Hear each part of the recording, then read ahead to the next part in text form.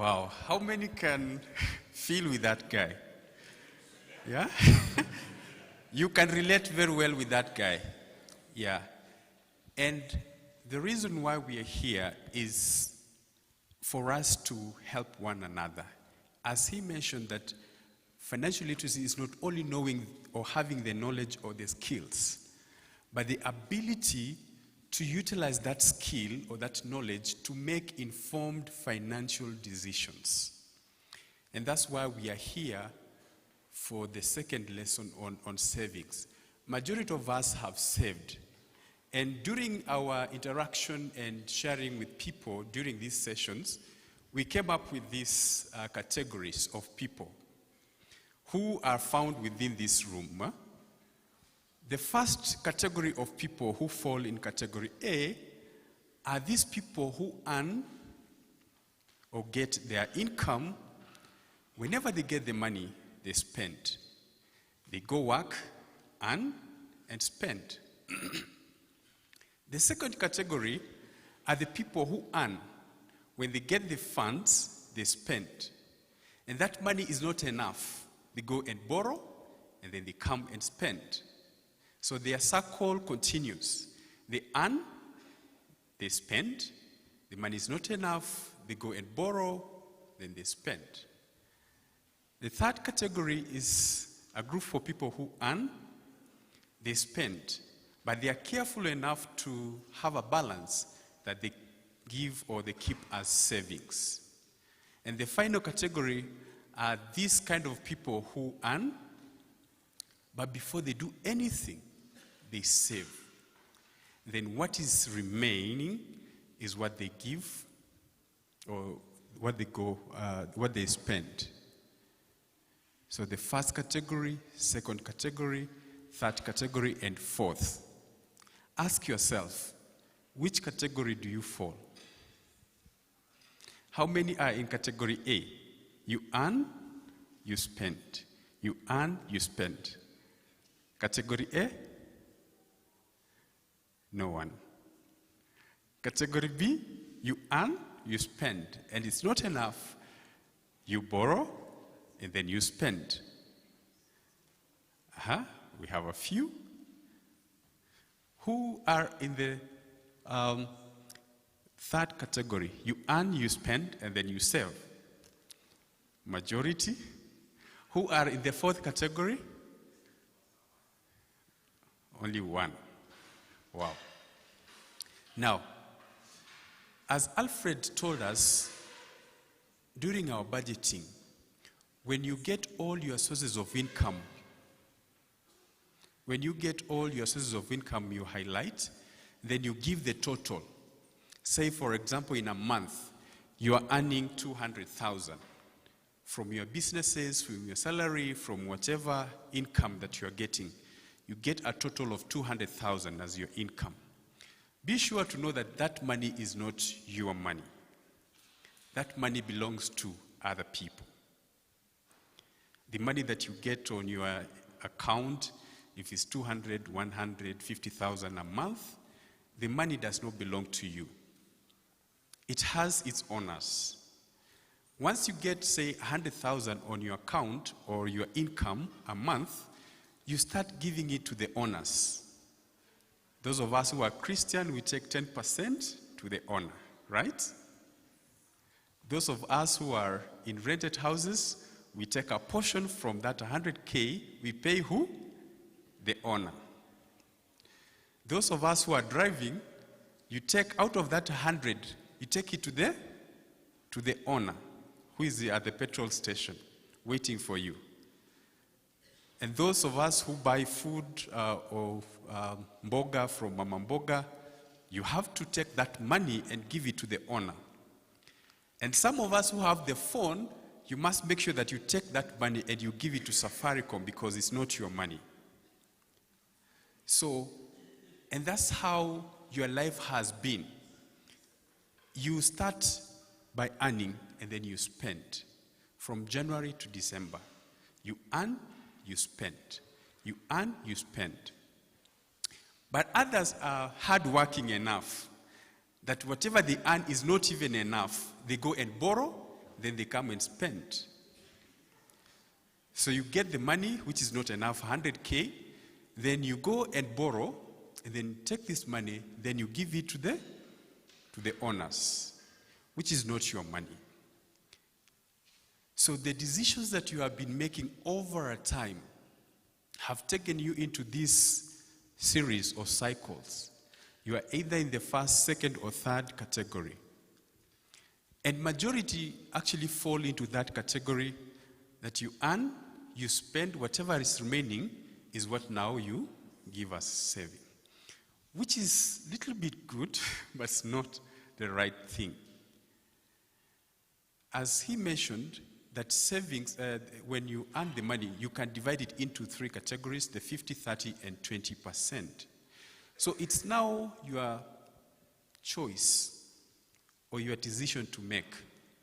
Out of this 100K that you're earning, what are you taking as yours? And that's why we talk of the fourth category.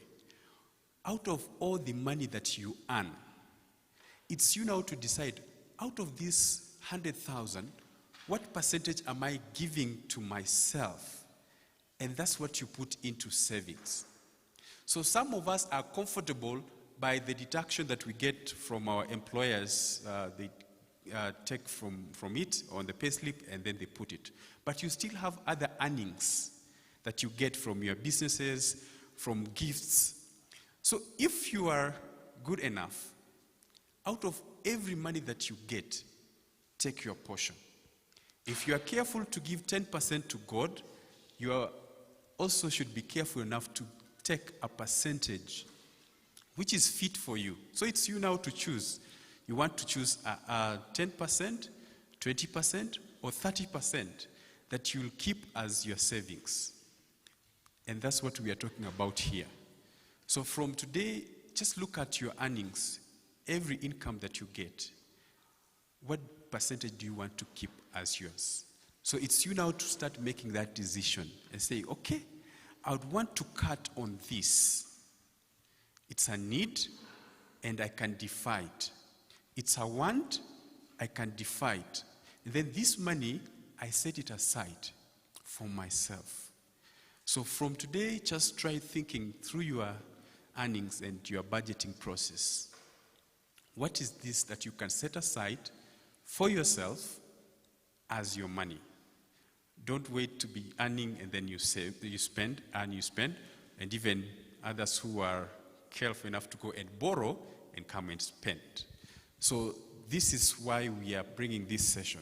Now, when we talk about savings can be generally given different or referred through different ways.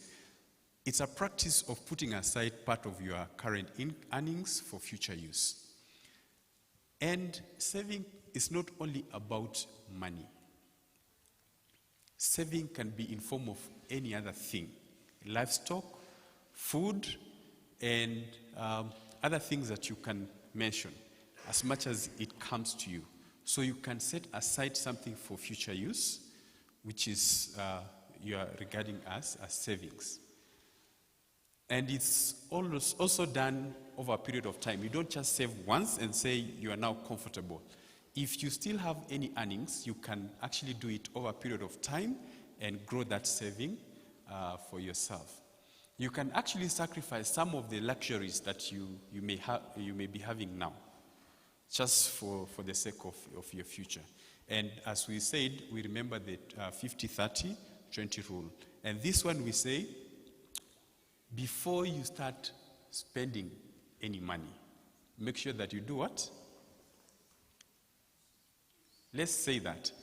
Before you start spending any money, make sure that you do what? That's the only money that will be called your money. All this other money that you earn, that you toil and get, if you don't take a portion and save, then know that you don't have any money or any income. So from the savings that you have is what now you'll continue to grow your money. And for the process that we said, we need to know the sources of income. Once you know where your money comes from, before that money is spent, you must have outlined where you're going to spend that money and for what purpose. Is it a need or is it a want? And if you have a budget outlined for a month, start now thinking, if there's an income that you have not listed or a source that you have not listed, say for example today, some of you will get an allowance just by sitting here. None of you ever budgeted that money when the month started, right? So if you get that money, say example, I give you 500 today. You did not budget for that money. Where are you going to take that money? Yeah? You spend. Now you see where our money goes. You are spending money because it has come. So every money that comes to you has a purpose. And that purpose has to be planned in advance. If you don't have or you have not planned for that money, somebody else has planned for it. And that's why you find you get money and then you go outside here. Somebody has already planned for your money, which you have not budgeted for. He has already planned, so you move out, you find a shoe, and you take. So now get to a point of you, after budgeting, you can now plan for yourself to start getting other people's money. And that's where we'll go to investing. So if you're not planning to get other people's money, you will remain the same. And that's now the additional source of income that we are talking about. If you only depend on salary, then people will actually plan for your money. So you'll be the person who will just be spending. But after you know that I have a portion of mine from the money that I earn or from the profits that I get, then you set it aside. You can actually use this money that you have set aside to now start getting other sources, other income. The money that you have set aside that is yours is the one that will now help you to start getting or planning for the other people's money. Are we together? Mm-hmm. Come again? Uh-huh. Mm-hmm. So that I feel I've saved in case I need the money, I can sell the cow. Okay. So now, is that saving or we'll spending? come to that. Actually, that is investing. Yeah, that's investing. We said saving is setting aside for future use. But now, when we come to investment, it's putting aside money or putting somewhere money that can generate income. So, for example, if you are buying a cow to produce milk, it's going to now, yes, you have saved it, but it's now generating something, some income to you. So that is an income generating component. But we'll come to that. Yeah? It's not spending. You are investing in a cow. Yeah. Mm-hmm. I want to support what you are saying because I'm in level D. I was in level C. I was earning, spending, and saving. Sometimes I could save nothing because spending is more than even the earning. But since I began saving, the idea of saving first, actually that's when I bought the shoes and some of the attires of my family. You can save, there are this online saving, you can put something. Then it generates some interest after some time. And actually it has helped me. Thank you very much for your contribution. So we'll just move forward. There are so many people, when we talk to them about why are you not saving or what challenges do you get that hinders you from saving, most of them say their income is low and their demands or expenses are high, which is true. Is that true? That the income they get is low and their expenses are high. Is that a true fact? Okay. Other people actually have irregular income. They either get today, so they are not sure if tomorrow they will get or the next month they will have. So that's a reason enough for them not to save. Other people say it's just, when you look at their lives, it's just extravagant life. Yes, they get an income, but the money just goes. When you ask him, where did you take the money, he doesn't even know. And that's because they don't even have a budget. They don't even know the money they are going to get and where they are spending. As long as it's a place to spend, they'll spend. As long as they have money, they'll spend. Some people say they are unemployed, so they can't save, which is also a good reason. And some people say they have a lot of debt. Yeah? And that this debt now prevents them from saving. But others say they are living by faith. Yeah. So kesho itajipanga, si ndio? So wengine wanaishi tu kwa imani. But when you look at all these reasons that people give, they may be factual, but there's something that we can do about it. Yeah. If you're just living by faith and you have an income, there's something that you can put aside for your tomorrow's expense. If you have irregular income, whenever you get that income, there's a portion that you can actually put aside for yourself. Even if you are unemployed, there are some things that you can do to get money. Even if it's a gift, that money when you get, you can actually set aside for it to benefit you. I think this Alfred has mentioned about the triangle, or about savings. So when you're looking for a place to save, there are some factors that you need to consider. And for this, I want to give you a story of a couple. This couple, the man was working, and the wife was a businesswoman. So the work that the husband was doing was not generating or bringing a lot of money. But the wife was actually getting good money. And out of this, where she was saving her money was actually in their house, inside their mattress. She had dug a hole inside the mattress and put money inside. So every evening when she comes, she puts the money there. And at one point, this woman got sick. She was taken to the hospital for medication, and she was there for a whole week. And the bill actually skyrocketed, and when the husband went with the little money that he has gotten, and he even got some loan to pay, the money was not enough. So he asked the wife if the wife can come in and support him to clear the bill and go home. And the wife said she doesn't have any money, which wasn't true. And the reason why actually this woman was sick is because of the beddings that they were having. I think they had some bed bugs, and it had a lot of impact on her health. So the doctor advised that if she goes home, they need to change the beddings. So that was also another expense. Now the husband told the wife that I'll go get some money on loan, then I'll come and take you out.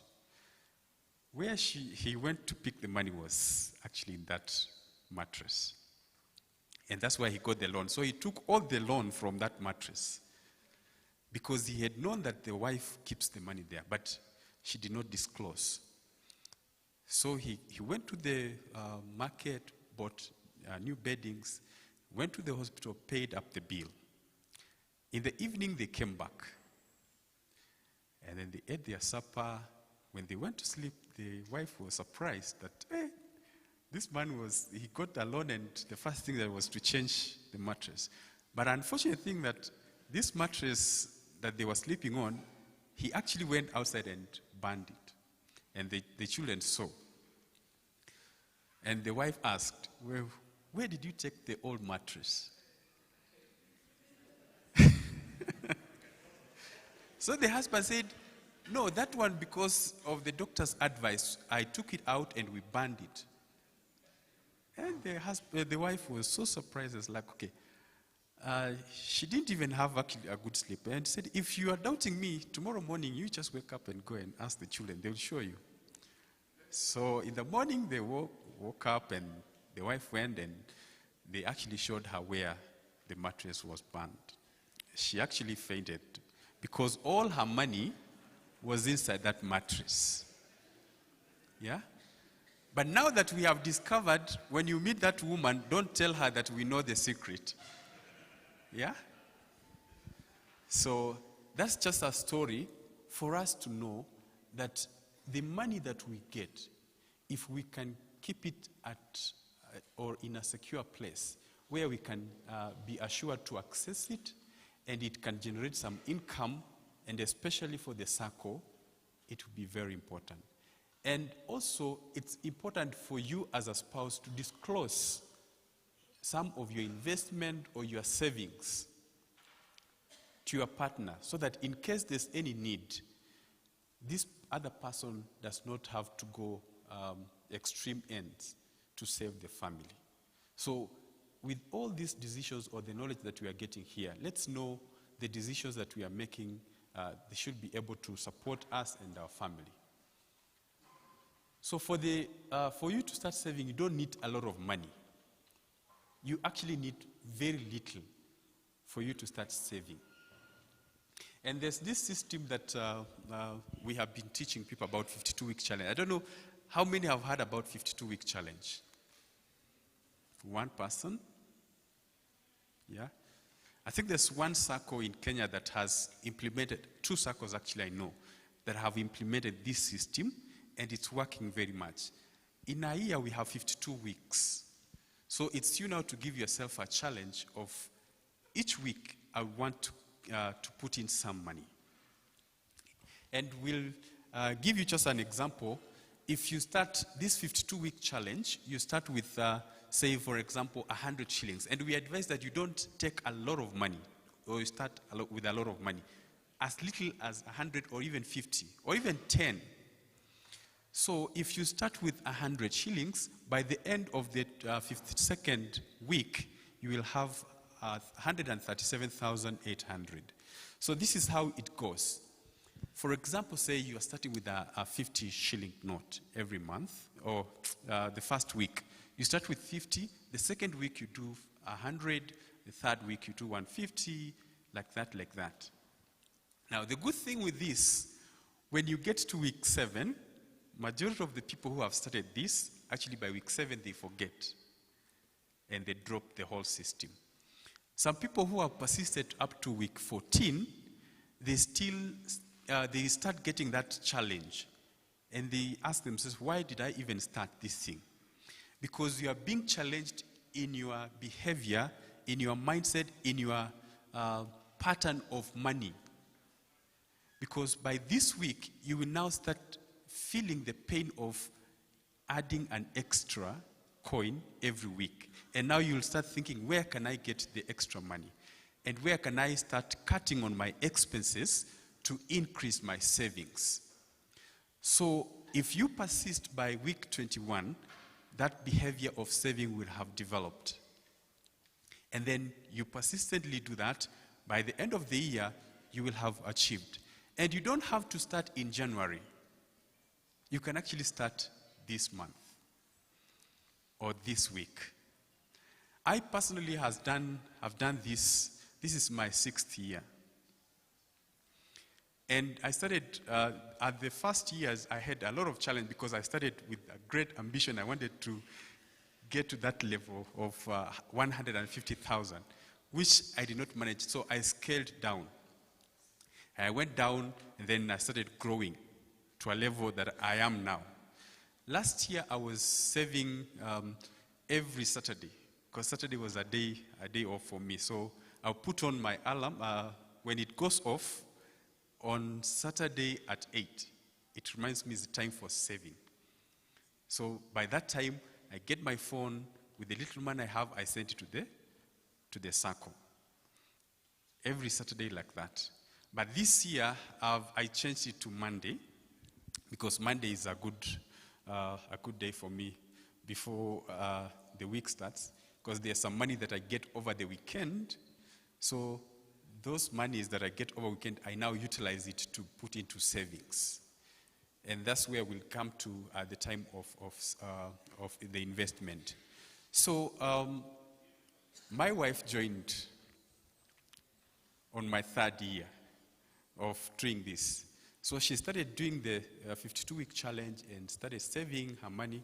But on her 2nd year, she actually reversed the whole thing, because the first year she had a challenge of increasing and increasing. So she said, what we'll do, she will start with the reverse. In January, she started with the 2,600. And then the week 1, week 2. So by December, when I'm struggling to pay 2,600, she was paying 700, 400. She was paying 300, 200, 150. So that's how she reversed the whole thing. And she consistently did that. This is now her 4th year as we speak. And my son, who is now, this is his 9th year. I like to give this story so that you can also know that the knowledge that we are sharing here is not just for you, but for your family. When my son started doing this at the age of 6, we didn't know that he would manage to get to the end. Every year before we start, we sit as a family and give our goal. So you have to define your goal, and we have to gauge it if it's smart. You must be specific, you must be measurable, attainable, and realistic, and within that time that you have said. So when he started doing that, his goal, he said it was a secret, and we didn't know. So he did not disclose to us, but he started saving, and we followed him up by saving. He started saving very little money. So he started saving. By December, when we went home, by the age he was 6, he planned to surprise the grandma. Because normally in our house, before we serve the food, we put it in the hot pot and then serve it on the table. But when you go home, they serve the food from the sufuria and then they put on the plates. Everyone serves.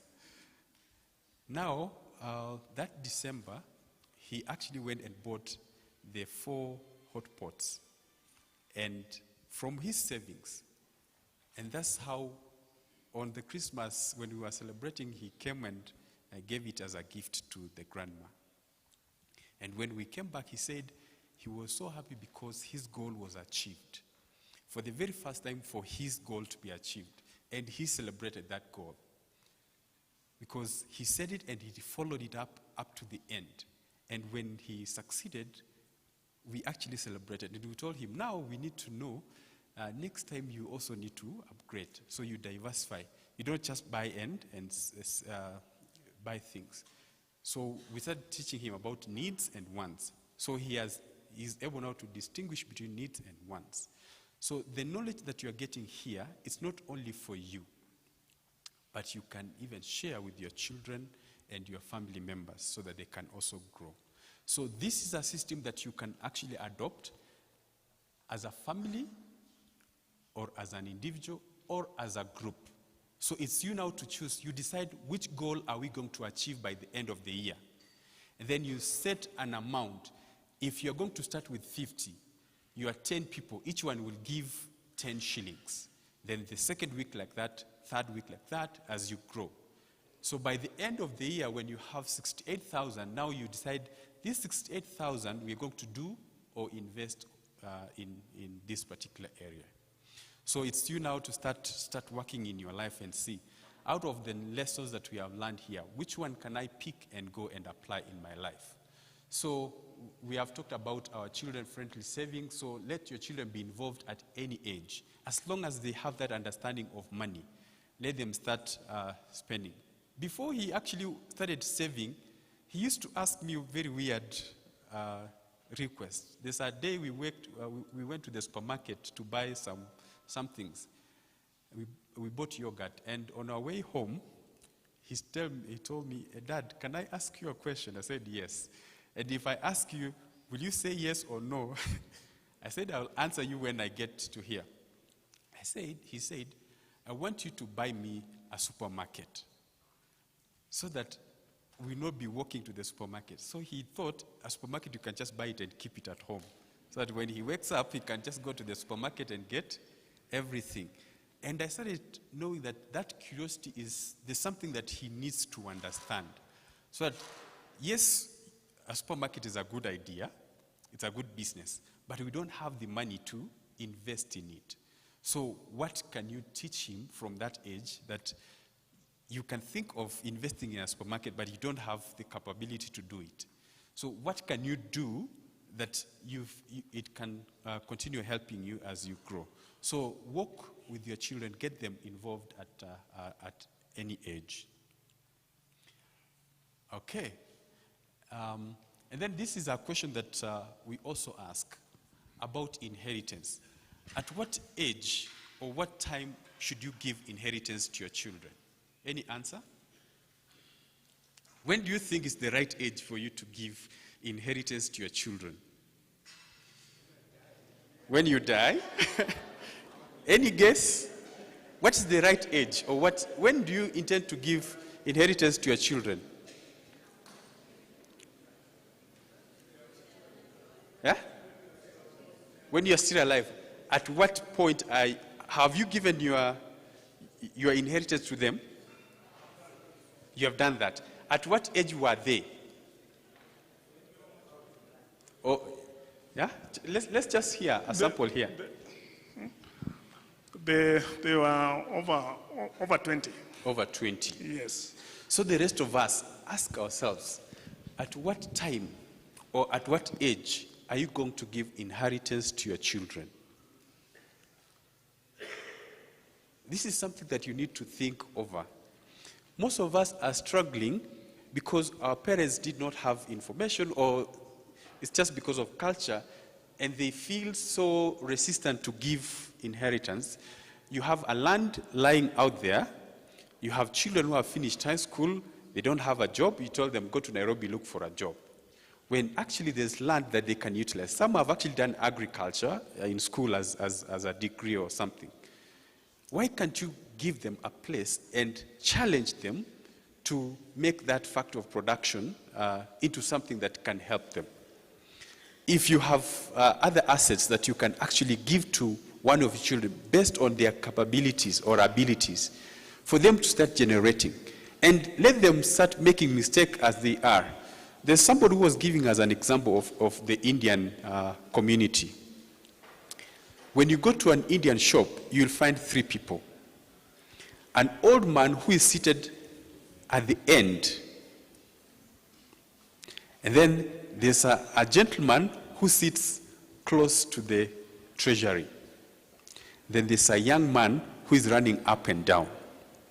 These are actually 3 generations. That's the grandfather. He's only observing what is happening in the business. And when they finish, he only gives advice and says, this one went well, this one did not go well. When you meet such a client, you do that. The father sits on the treasury to manage the finances. And the son now interacts with the clients to know how the clients think, how to handle them, and anything. So when anything is beyond him, now he escalates to the father. And the father, when he's not able, he can refer to the grandfather.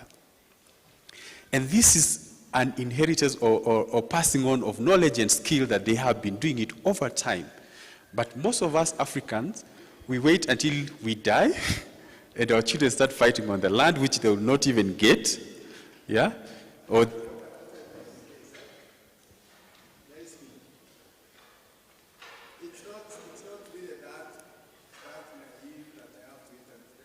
Mm-hmm.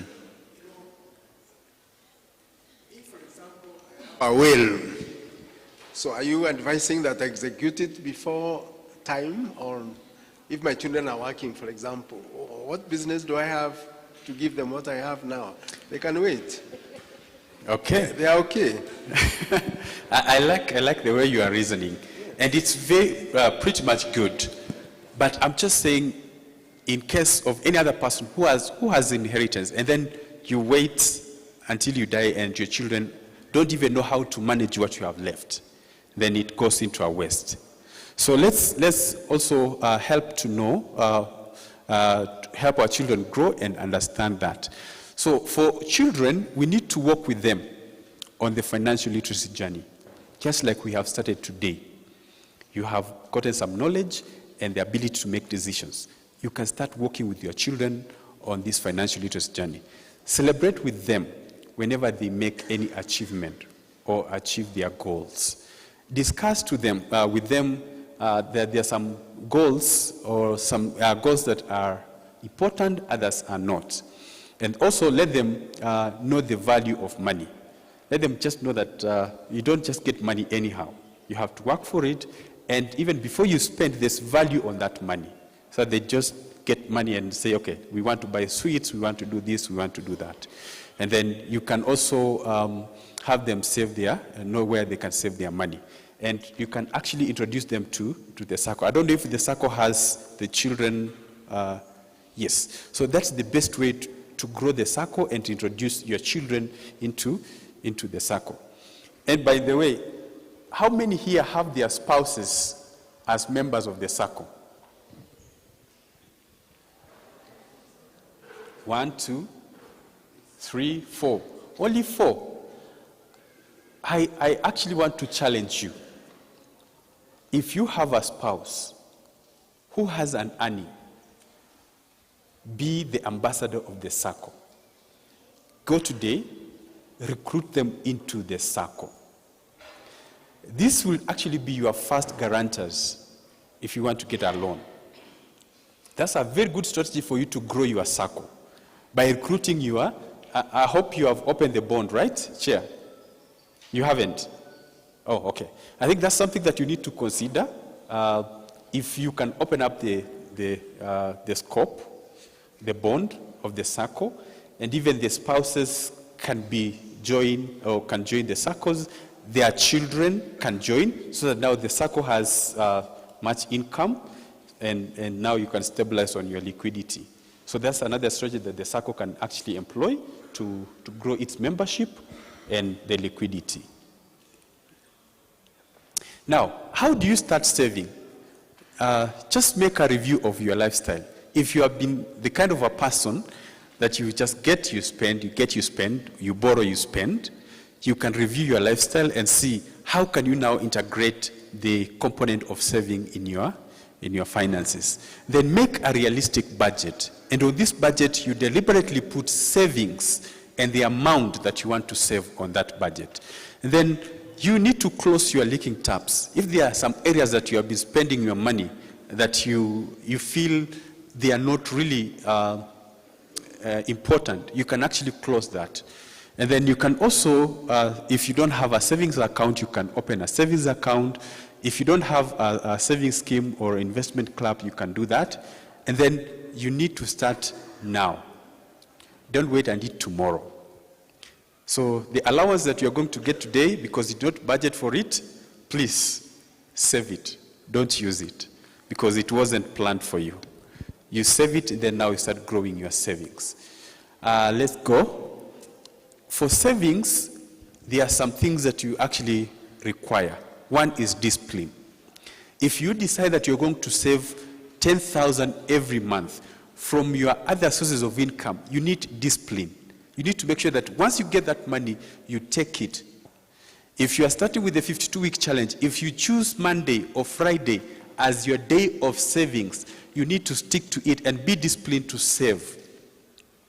Second, then you need to believe that you can save as little as 50 shillings or 100 or 10,000. So believe or have faith that you can actually save. And then have a mechanism of saving. It can be every day, a daily saving, or you can use it to, you can have like the 52-week challenge as a mechanism of saving. And then also look at your lifestyle, and then set a realistic goal and say, I want to save 10,000 by the end of the month, and then I'll be saving weekly. So set that goal, and this money that I'm saving for this particular thing. So set those smart goals when you start savings. Okay, so I want us to move to the component of investment. But before we do that, I just want to request us to stand. Each one of us to stand.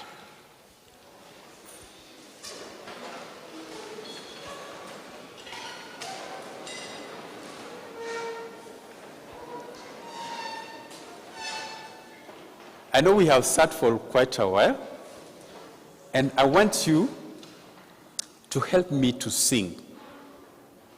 Yeah? I want you to help me to sing. And this is a very simple song. I believe most of us are learned. Who can read this word for me? Yeah? Paracetamol. Right? So this paracetamol is a song. This paracetamol is a song. And I want us, I believe we are using English. I believe it's okay. Yeah? We can mix. Eh? Okay. So paracetamol is a song. And I want us to start singing. Are we ready? Okay, let's go.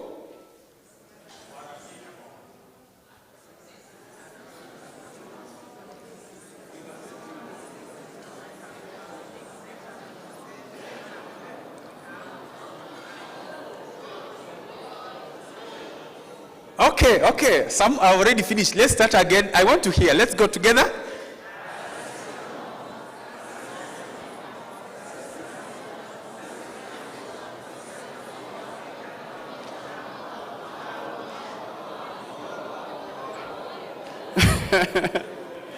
That's a good try. Can you clap for yourselves? Now, I want to give you a tune, and then now you'll follow after me when I sing, right? So let's go. Paracetamol. Okay, I want you to go faster, a little bit faster. Paracetamol. Paracetamol. Racetamol. Acetamol. Cetamol. Etamol. Tamol. Amol. Mol. All. Now, I want the men to lead and the ladies to follow. Are we ready? Okay, let's go, men.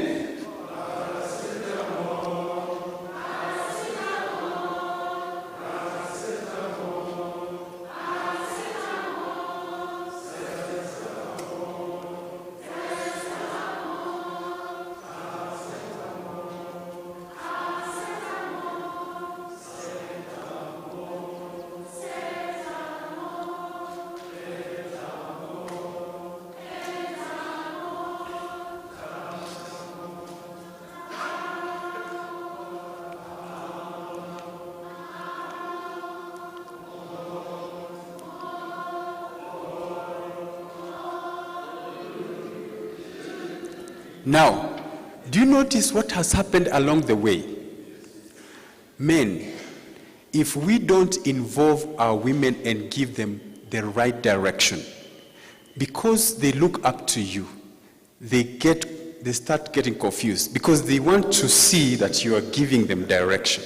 And that's why he was insisting that if these things we can work as a family, then we can do better.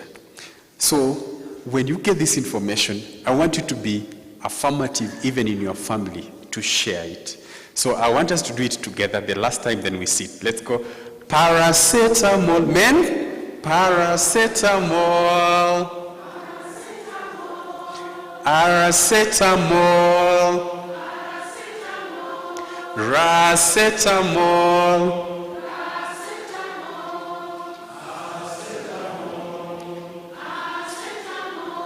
Cetamol.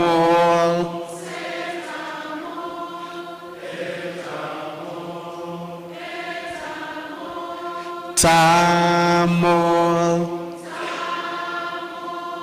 Amol. More. All. Ooh. Okay, you can clap for yourself and sit down. I believe now, for those who are married, if you go home and your spouse is not here, you can tell them, today I learned a new song. So before you sleep, I want to sing for you. Then you can sing for them as you spice up your marriage. Now, a quick one, we just want to go to investment. Now, investment is actually a very big topic that we can't exhaust today. And similarly to the other topics that we have actually been talking about, they are so vast. But what we are doing is just to bring out the basics so that maybe next time when we can come with the second part of this to go into deeper or details of it. So investment is just denying yourself the pleasures of today and putting that money at a place that can generate more income. You deny your current, you can deny yourself now some of the things that you are having, and that means the savings that you have put together, to put that money at a place or in a place that can generate some more income. As our brother here was saying, that yes, you have been saving or you have some salary that you got. So you deny yourself using that money on other things and put it at a place, or buy, for example, the cow, that you know in the next 6 months or 1 year, it will start producing milk, and then it will start getting some more income. So that's where investment comes in. You just deny yourself some of the things that you are doing and then put the money aside, put the money at a place that you can get some income or at a later date. So we are saying that we are foregoing today's consumption or for an activity that will bring you more income in the future. And then when you put money where it can grow faster than inflation. There are some places that you put your money. For example, you are saving money. Yes, you have been saving and you put it at a place that does not bring any income on it or any interest. If you keep that money, if it's 100,000 or 1 million for 10 years, then you come and pick that same money. It will not have the same value of 1 million. So what you'll do is, this money that you have been saving or that you have denied yourself, you can put it at a place that it can generate some income and appreciate in value as time goes by. And there are so many areas that you can actually do that. So most of us are in this category, being employed. So you have a job. You have a job, and that's where you're drawing all your monies. And with this, you cannot actually invest in your employment. What you need to do is now think out of the employment that you are in. What is this thing that you can create or you can put your money in to employ yourself? And this employment, it also gives you skills and the capital for you now to start going to the second level where you will have self-employed. If you are a lecturer, what other thing can you do? Apart from just being paid by the government, you can have part-time classes that you can teach. And maybe afterwards you can start your own institution, or you can start your own consultancy firm, where now you are self-employed, then you own that job, and you can still now create jobs for the other people. From this level now you go to the type B business owner. Now, This is where now, after having been employed and created your own job, you create a system that works for you. You create a system that works for you. The money that you have been drawing from your salary, you have invested somewhere. And then now, after investing, now you start creating systems that will have to generate money even when you're not there. So that is the type B of business owner. Then now from there, you start investing. You start investing in other things, the money continues to generate. The goal for this example is for you to start having as many passive incomes as possible, where you don't need to be there, you don't have to be there for the money to be generated. And one of the lecturers at the University of Nairobi was joking with us when we were having a session. And he was saying this. If Bill Gates, for example, earns 1 million in a day, if you break it down into seconds, for example, you get like he may be earning 26 or 25,000 in a second. And then he works in a restaurant.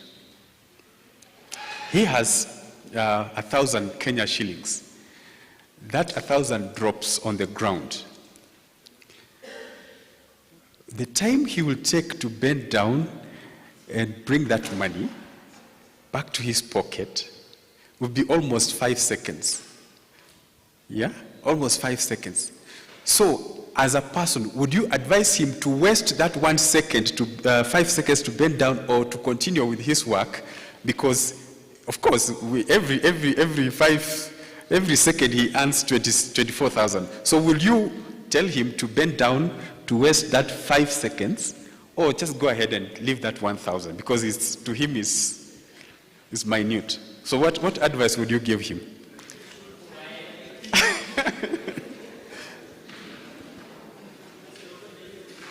You will do what? Why? Why?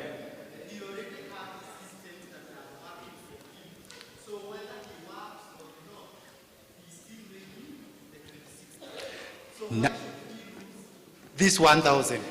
Yes. And that's where we want all of us to go. You may not build big systems like Bill Gates, but in your own level, you can actually build systems that work for you. And every minute in your life counts. So that's where now you start from the decisions that you are making now, the little money that you are getting.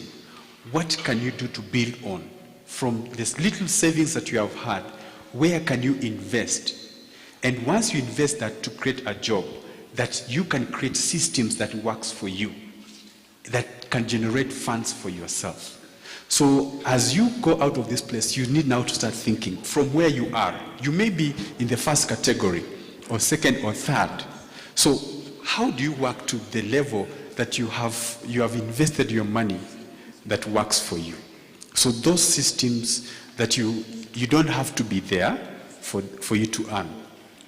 And that's why we are saying that the decisions that we are getting, yes, we have the knowledge about investment, we have knowledge about money, but we need to walk through this journey and grow to bigger levels. So these three types of investment that you can think about, we have the short-term, long-term, and medium-term and long-term, where the little money that you have, or a place that you can invest within a short period of time, say 3 months, 2 months, 1 month, you have gained some money. Medium term, it may take up to 2 years, and others can take beyond 5 years for them to start generating income. So if you have saved money, or you have some money, think through all the areas that we have said. Where can you put your money? Are you able to put this money at a place that you can generate some income within a short period of time, maybe say 3 months, or after 6 months, or after 1 year, or even 10 years? And all these categories have different capital investment that you need to know. that for a long-term investment, you need a lot of money for it to generate the monies that you want. And why should you invest? Yeah? These are the things that you need to ask yourself. What's the purpose for you investing? To employ yourself? These are the things that you need to go. For preservation, or your personal attributes, or for profitability. So there's an assessment criteria which I'll share with the CEO to distribute to you, so that you can create wealth for yourself as a way of security, and then now you can move on. Go to these other areas of investment tips. All investments have risks. That's something that you need to put in mind. Yes, you have learned about savings, you know about investment. Just know that every investment has a risk. And you don't get out of this place and say, okay, now I've learned about investment, I've learned about savings, I want to go and start investing. You need to think through this, that you need to get a plan. What do you want to invest in? For how long? Are there any profits that you're going to get? The purposes of that investment? 2, are you going to invest to employ yourself, which is the best thing that we advise, that if you invest at a point you can actually employ yourself. Then always, it's always best to use your personal savings to start an investment. However, you can also borrow or a loan, maybe from the Sacco, for you to invest. And then there's also power in numbers. There are some investment that if you co-join with someone or work as a group, you can actually get a lot of things, a lot of profits. And then we said every investment comes with a risk, and then you don't have to put all your investment in one place. Yeah, I remember when the money market, not the money market, the schemes of the quails schemes, yeah? When we heard that the quails were generating money, and every people who had saved their money in good places took loans, took all their savings and put into quail rearing, and they all ended up failing. So if you want to invest, think carefully and say you can split your money into different areas that you can invest, so that you don't put everything in one place.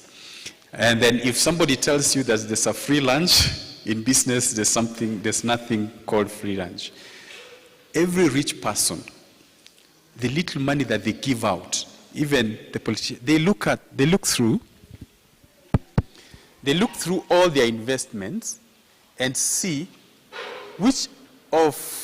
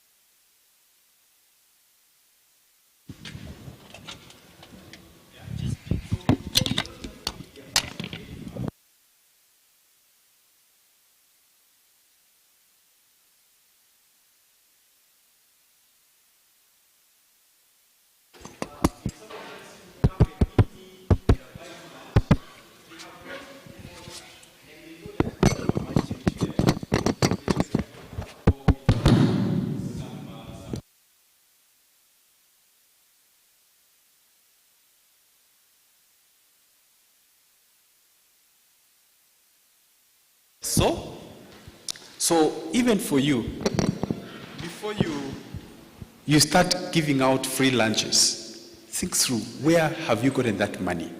And from the person that you are meeting, are they going to add value? Yeah? Are they going to add value? Today you have been here for the time that you have been here for 3 hours. Has this added value to you? So, and if it has costed someone to be here. And that someone has also to get some profit out of it. And for you, you have to maximize on every meeting or any area that you, any person that you meet. And then when you buy some goods or products, buy with the mindset of selling it. Even if it's land, if it's a car, a business car, you want to buy a car for business. Even if it's an Uber business, have in mind, if I work with this car for maybe 10 years, when I'm selling it, what will be its resale value? If I'm buying or investing in a land, I'm buying it in Joro for 1 million. After 10 years, if I were to sell that land, how much will it have appreciated?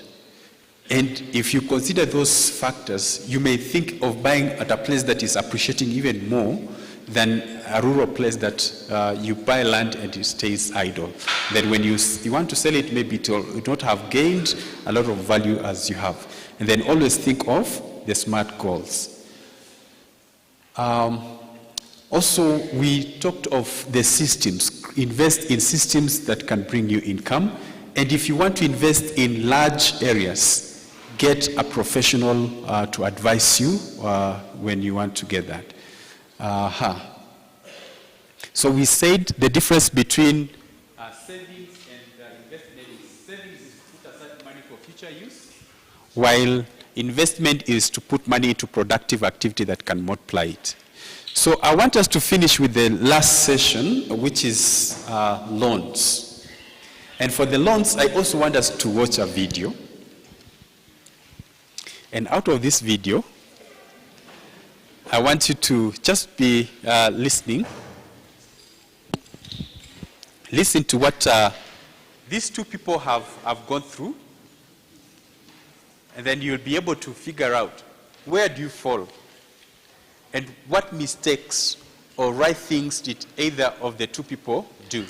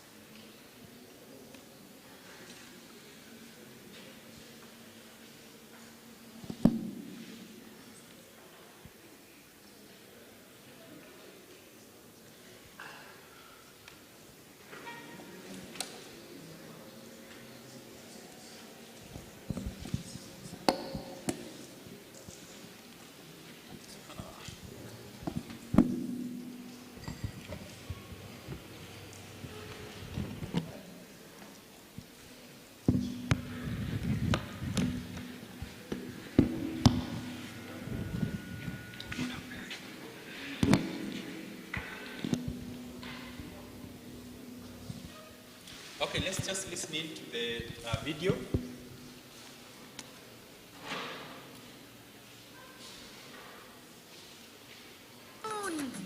Meet Chantal. She also needs a loan.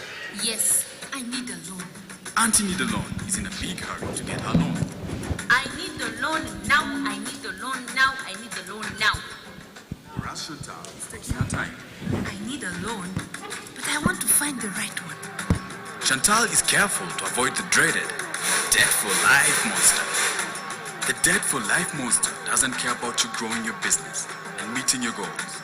He wants you to pay high interest, high fees, and high penalties which will make you lose your possessions, lose your kids' school funds, borrow from money lenders, and be in debt for the rest of your life.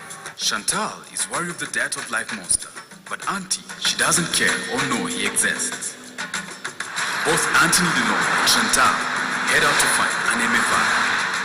Anthony DeLong sees a sign for a loan with a flat 5% interest rate, so she goes for it. I got the loan, I got the loan, I got the loan. Chantal also finds a good-looking but with a 5% declining interest rate at another MFI. But Chantal, worried of the debt for a life monster, takes the time to do her research. Can you tell me more about this? Chantal learns how much money she can get, about the fees and commissions, how to calculate her interest rate, possible penalties, the collaterals, and the insurance option. Steps Auntie didn't take. I got the loan, I got the loan, I got the loan. After realizing a declining interest rate will save her money in the long run, she goes for it. I got a good loan. Chantal and Auntie need a loan both come home with their new loans. They both feel very good about themselves. Of the 100,000 francs she borrowed, Chantal isn't surprised when she only has 98,000. She understood that 2,000 was to take out an account opening fee. But Auntie, who didn't pay attention to upfront fees and 100,000 francs, is shocked to find only 90,000 Rwandan francs. Auntie need a loan has just lost money from not understanding the loan fees. One person who isn't shocked, the debt for life monster. Welcome to a life of loans. In the beginning, there is not a big difference between Chantal and Auntie need a loan until their first loan repayment. Auntie has to repay 5,000 francs, but Chantal only has to pay 3,000 francs. Why does this happen? It's because Auntie has a 5% flat interest loan, whereas Chantal has a 5% declining interest loan. Here's how it works. Flat interest rate is calculated on the total amount borrowed. So payment looks like this.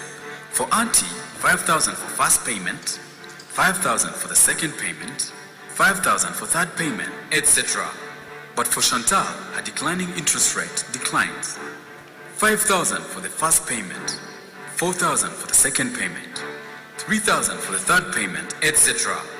Then after the interest rate is calculated, the MFI averages the payment to make it easier for Chantal. Only 4,000 francs per payment. Looks like Auntie loses again due to not understanding flat versus declining interest. But Auntie starts to feel better when she invests her loan to grow her shop.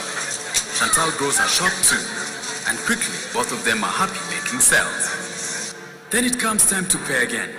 Chantal knows she only has income on a monthly basis, so she chose a loan with a monthly repayment plan.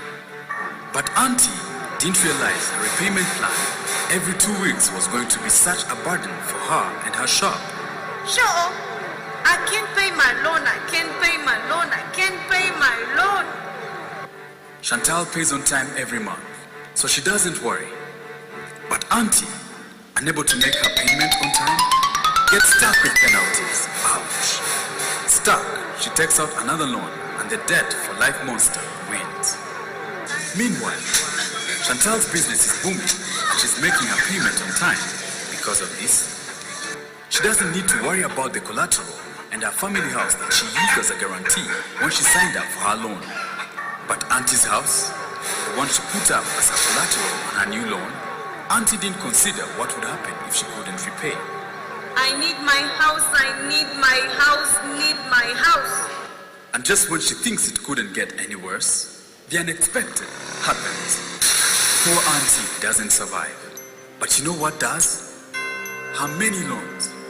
And because Auntie didn't take time to get insurance, her family is now stuck with the bill. So they may need to take out another loan to pay for the bill.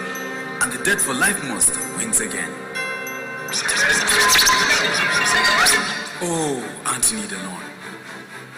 If you'd only followed into Chantal's footsteps and taken time to understand your initial loan, these problems could have been avoided. Auntie wishes these things were different. So what have we learned from Chantal and Auntie need a loan? Before you commit to a loan, ask questions. Learn the difference between a flat interest rate and a declining interest rate. Learn about the fees and penalties. Figure out when you repay the loan and what will happen to your family or possessions if you don't or can't repay. Getting a loan you can't afford will lead you to getting another loan you can't afford, and then another loan you can't afford, and then another loan. So remember, next time you need a loan, need a loan, need a loan.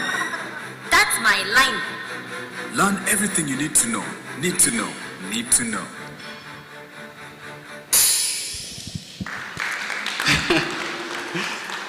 Yeah, just a quick question. How many of us have ever seen somebody like Auntie need a loan?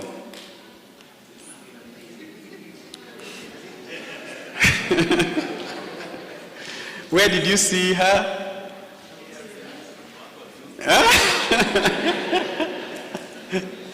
Yeah. Majority of us have fallen short into this trap of just simply like Auntie need a loan. That before even we get a loan, we don't get to read the terms of reference and reference for that particular loan. And those who have taken a loan in the banks or other money lenders, you have heard that. I was in Tanzania, and one of the registrars was giving us a very sad story of one of the teachers. This teacher was employed and she was in a Sacco. And she took 1.5 million, which is very little money in Tanzania, 2.5 million, very little money, from a bank. And she was given 5 years repayment. And the money that she was paying was very little. And she felt so comfortable paying that money for 5 years. By the time she was finishing paying that loan, she had paid 20 million shillings. That's how much percent?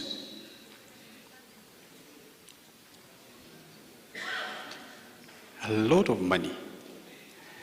And she's, the registrar was saying, if this woman knew that the Sacco would be able to give her a loan at a declining interest rate, she could have cleared all that money, or she could even have come to the Sacco and asked the Sacco to buy off that loan. So that, because for the banks, they change their rates anytime, depending on the situation. She paid a lot of money, and yet that money did not even help her. And she has been living on that debt for long, until when now she came for the training, and she said, I wish I knew this information way in advance. I wouldn't have gone to pick some loans. And for those who have multiple loans, from the bank, from friends, from relatives, from the Sacco, and you find yourself strapped and you don't know where to be. Yeah? There are several strategies that we have trained. ACOSCA has a certification program. We call it the financial coaching class. This class now empowers each Sacco leader to come back to their Sacco, to work with their members on how to walk through their debt, their challenges, their finances. So the coach is actually certified to work with them all through. And there's a system that we work, if you have multiple loans that you're paying at different rates, we key it into the system, and now it tabulates how now you can clear off those debts until you get to the point that you are able to manage your debts, so that you are not strained on the little money that you have. We give you that formula of how you can work through all the monies or the loans that you have acquired, and then you pay off in a structured way until you remain with a good amount of debt that you can manage, that can support you. And also now you can start thinking of how to move from debt dependence to the way that you can now start savings, get investment, and improve and empower your family. So this training has been influential, or has been impactful to so many people. After the training, we have gone back to the people and asked them, what did you learn? What happened to you? And they have continued to give us very good testimonies. But what we also advocate is for our Saccos. Saccos are like dairy cows. And you are the person who takes care of that cow. Every member of a Sacco has a stake in the Sacco.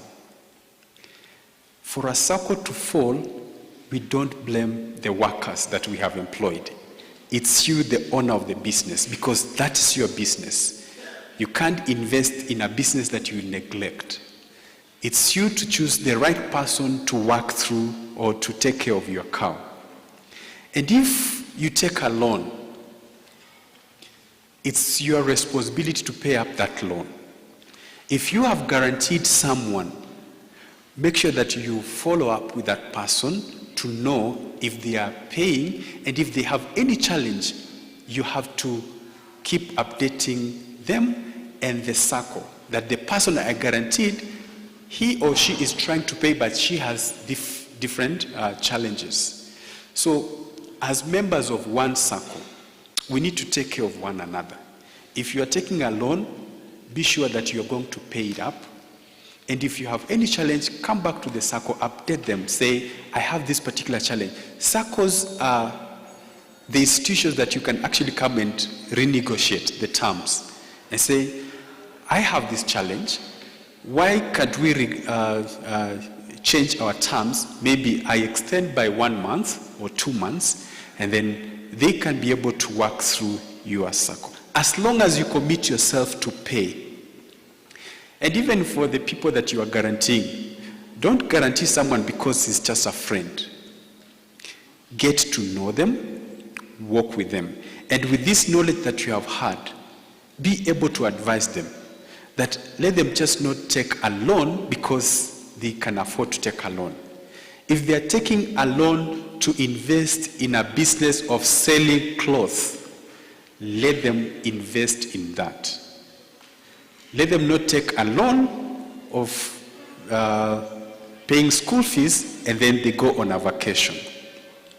If you are taking a loan, use that money for that specific item or need that you have borrowed that money for. And majority of the Saccos that we have worked with, we have seen a great improvement. And one of the things that we have seen some of the Saccos do, they encourage their members to keep on saving and grow. So the heavy or high savers are actually incentivized to keep on saving so that the Sacco can have more money.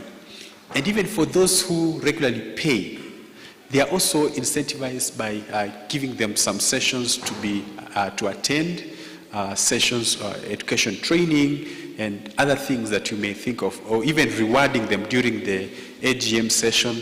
You can reward just maybe like the notebooks that you have. You can get a simple way of rewarding those who are saving regularly or high savers. You can find ways of motivating the members to continue. And also, as members, we are the champions of our Sacco. If you cannot go and market your Sacco to someone else, then you need to check yourself. Because mostly, like for us, we are so proud about our Saccos. Our Sacco, like this year, they are taking how many people? A lot of people outside the country just because they are high savers. There's another Sacco I saw, it had a millionaire's breakfast at in one of the big hotels. So you find a way that people have now owned the Sacco, that everything, apart from the money that we get from the salary, even the businesses that you're doing, you save your money there. So we encourage each one of you to love your Sacco, invest in your Sacco, take care of the other member who is not saving. Come and talk to the Sacco. You have guaranteed this person, but they are unable to pay. And finally, I just want you to reflect on this one word. It's not how much money you make, but how much money you keep. How hard it works for you, and how many generations you keep it for. That is from Robert. So we have come to the end of our session, and I want to ask 3 people just to tell us what they have learned and what they are taking home. So one person on this side, another person, and another person. So who is ready on this side to tell us what have you learned today and what are you taking home? Or what you're taking home from this session that we have had today? A roaming mic? On this side? Any person? We don't have any person. Here?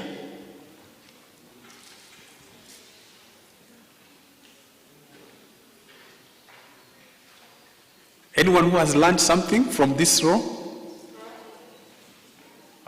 Okay, go ahead.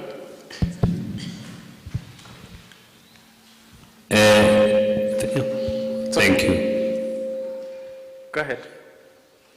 On budgeting, I've learned something on the 50% on needs, 30% on wants, and 20% on savings. Okay. This side? Okay, we have somebody.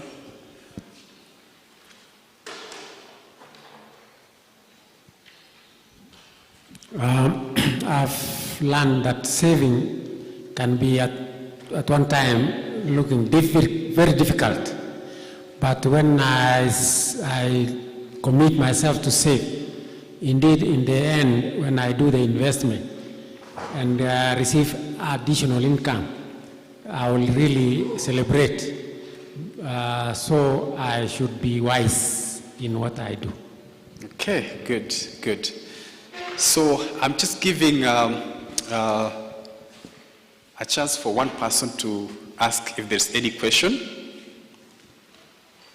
If there's any question, one person, we give you a chance.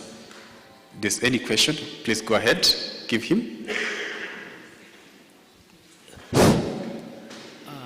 Mine ni kuhusu saving. I've saved for long, but why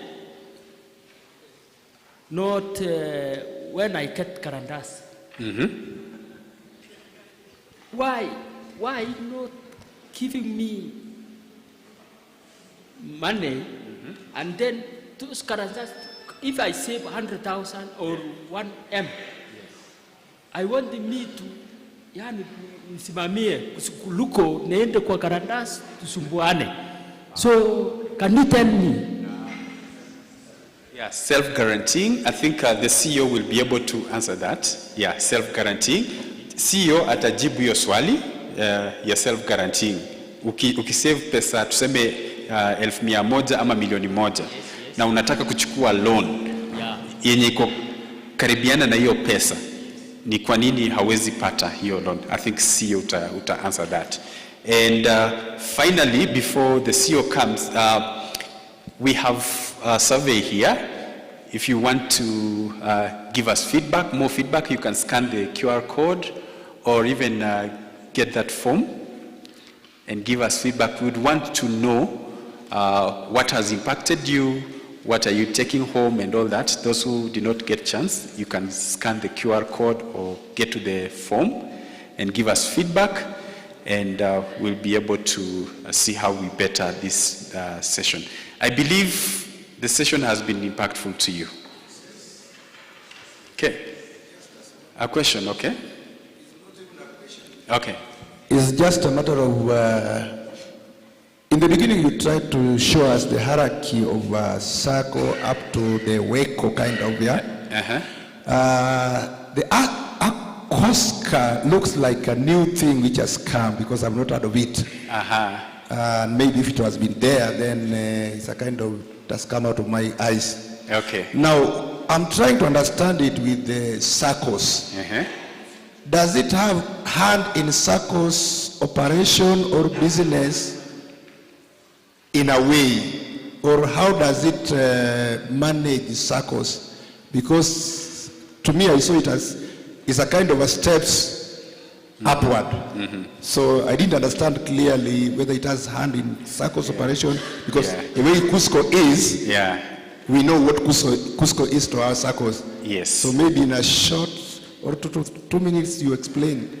Yeah, I would love my colleague Alfred to explain, just to expound on what ACOSCA does, our mandate, and then I think you can just do that. Thank you, Sam. So, what Sam showed you earlier in the professional, in the movement, we call it an onion structure. So, umejua kitungu, ukiipil, unaendanga layer ingine. So at the core of an onion structure is the member. Then ukitoka kwa member, members form a what? A Sacco. So many Saccos, for example in Kenya, they come together and form the association. In Kenya, the association of Saccos ni nini? Ni gani?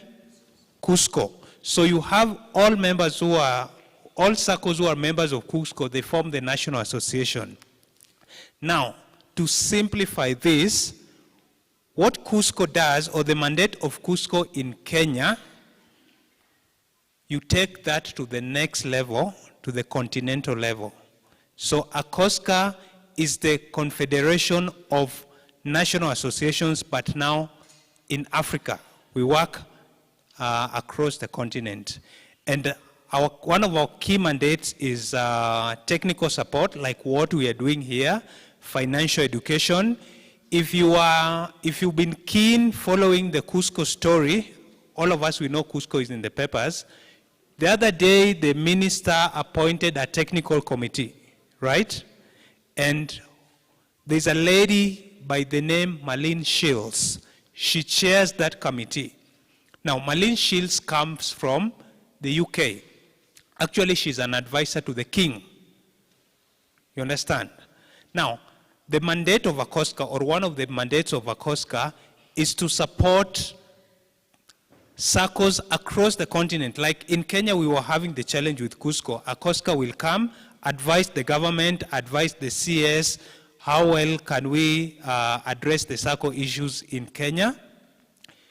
If there's another country, B, Uganda, ACOSCA still goes there, works with the government through the relevant ministry to advise how basically can we strengthen the Saccos. That is why when Samson was starting, he mentioned a number of programs that ACOSCA runs. Apart from these ones that we run with partners like Visa, ACOSCA has a number of programs that are internal to it. One of these programs is what we call them learn and share exchange visits. We could take the board, actually let me apologize here. There's a time we were to train your board members last year, and because of other factors, it was a project that is facilitated by our partners from Germany. That didn't happen, but it will still happen. So, this exchange program, your board, if you allow and the resources allow, it could be within the country. We take them to some of the best performing Saccos in Kenya. And one of the best performing, or some of them are Stima Sacco, Kenya National Police DT Sacco, and Mwalimu Sacco. Actually, those are the top 3 in Africa, not just in Kenya. So we take your team there, they interact with the organization, they learn one of two things, they come implement to improve your Sacco. At a global stage, if your Sacco has the resources, So I'm told there's somebody who wants to ask a question. Once I finish this, I believe it's important we expound. So if your Sacco again has resources, and all this happens with Saccos, we take you now beyond Kenya, beyond Africa. We take you to the US, your board members, your CEO, or even your delegates. Tunakwapeleka Saccos in the US, Saccos in the UK, Saccos in Brazil, Saccos in other parts of the world. What can you, they're not trips for gratification. They're trips for what knowledge can I borrow from Sacco in Brazil. For example, in Kenya we have agency banking. In which country was agency banking born? Anyone giving me an answer? Agency banking, hiyo yenye unaenda kiosk na unapata mtu wa Equity. In which country? Brazil. Agency banking came from Brazil. So you see that element of, you go borrow a knowledge, what is this Sacco doing well that we can bring here? But also we have other trainings that are very targeted for the board members. You go to some Saccos because we do a lot of training, and you ask a board member, yes, you're a board member. Give me 3 roles of a board director, and somebody can pension. So we have also those other trainings that are targeted for board members, that are targeted for CEOs.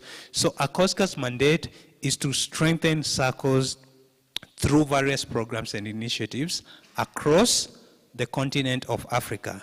And now, at the global stage, ACOSCA last year got permanent seat at the World Council of Credit Unions. That is what we are calling the WOCU.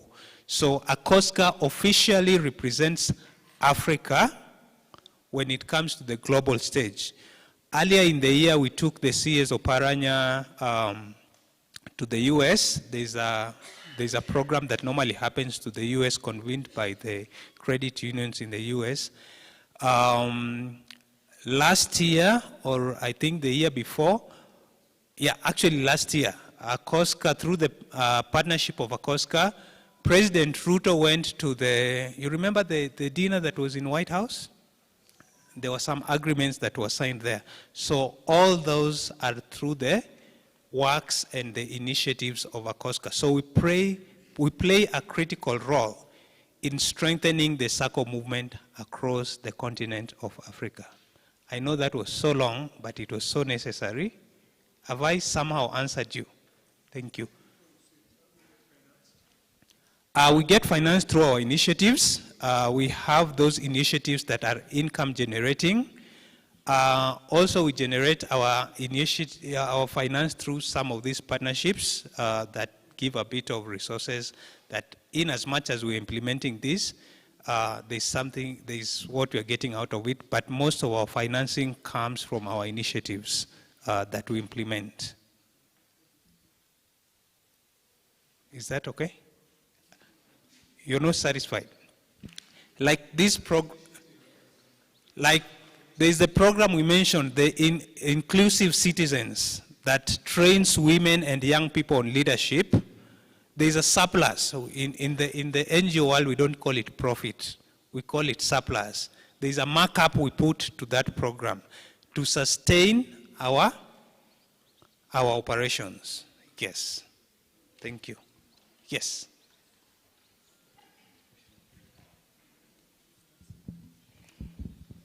The Holy Book says that my people get lost because of lack of knowledge.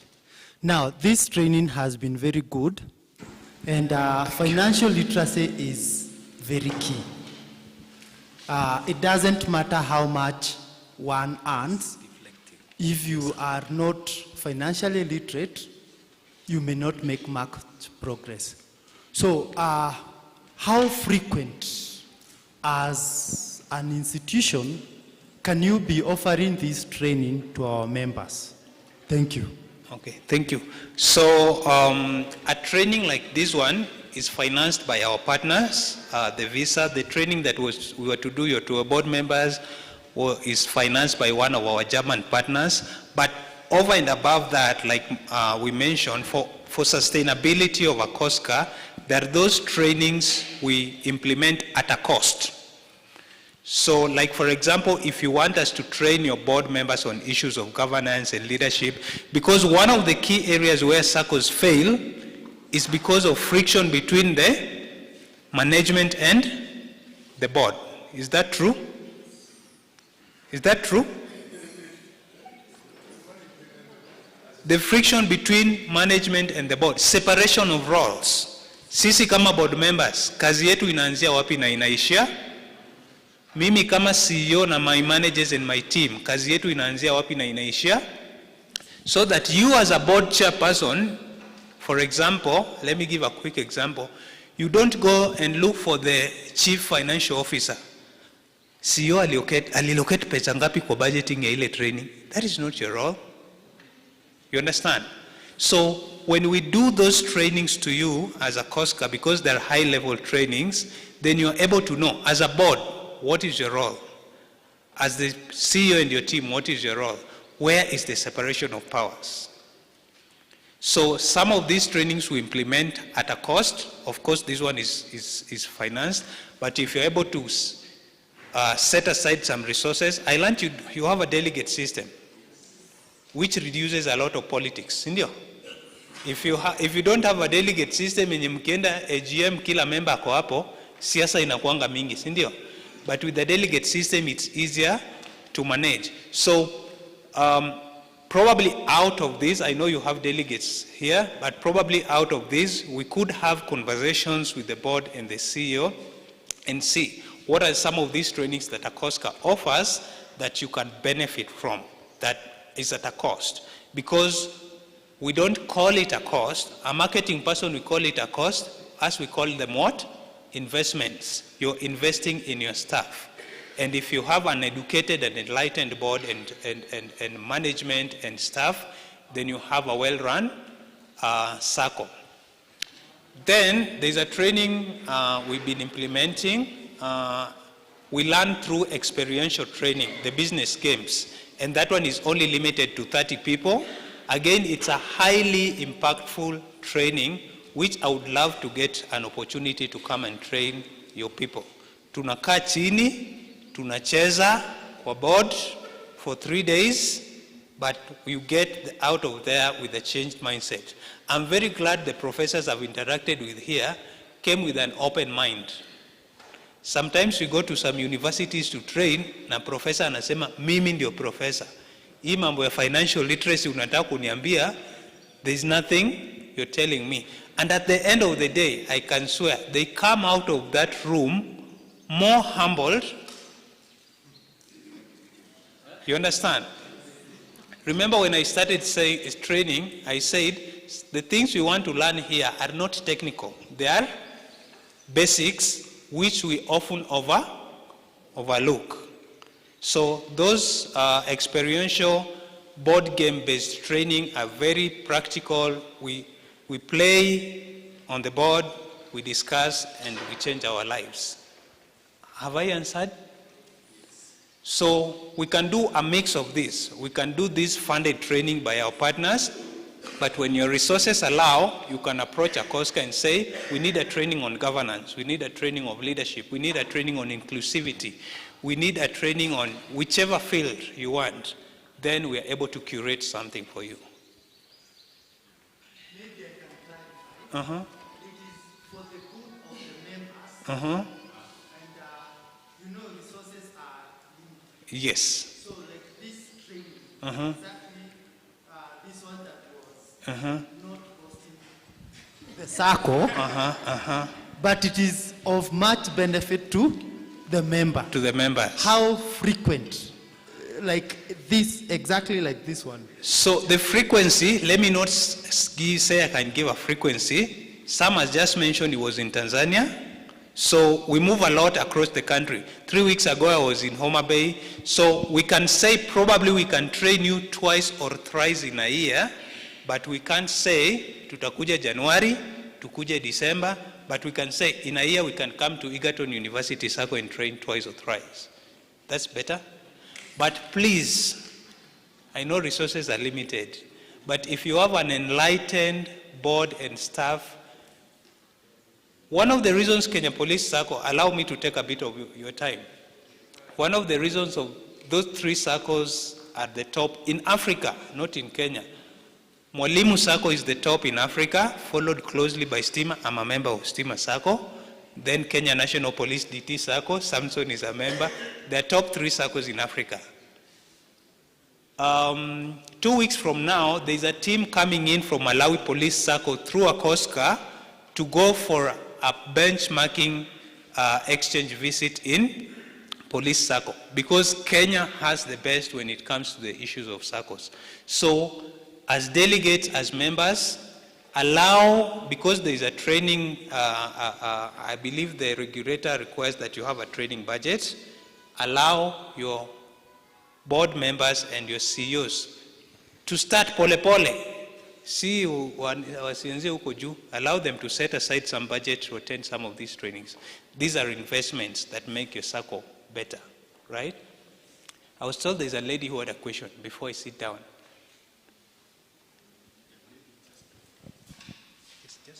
Yeah, just to add, all these trainings have been categorized in our COSCA Academy has 6 centers of excellence. So as the program that we're doing is in the member experience, which now gets some donors who support the project. But as members, whenever you get any chance to be trained, when the CEO calls, be keen to come in time.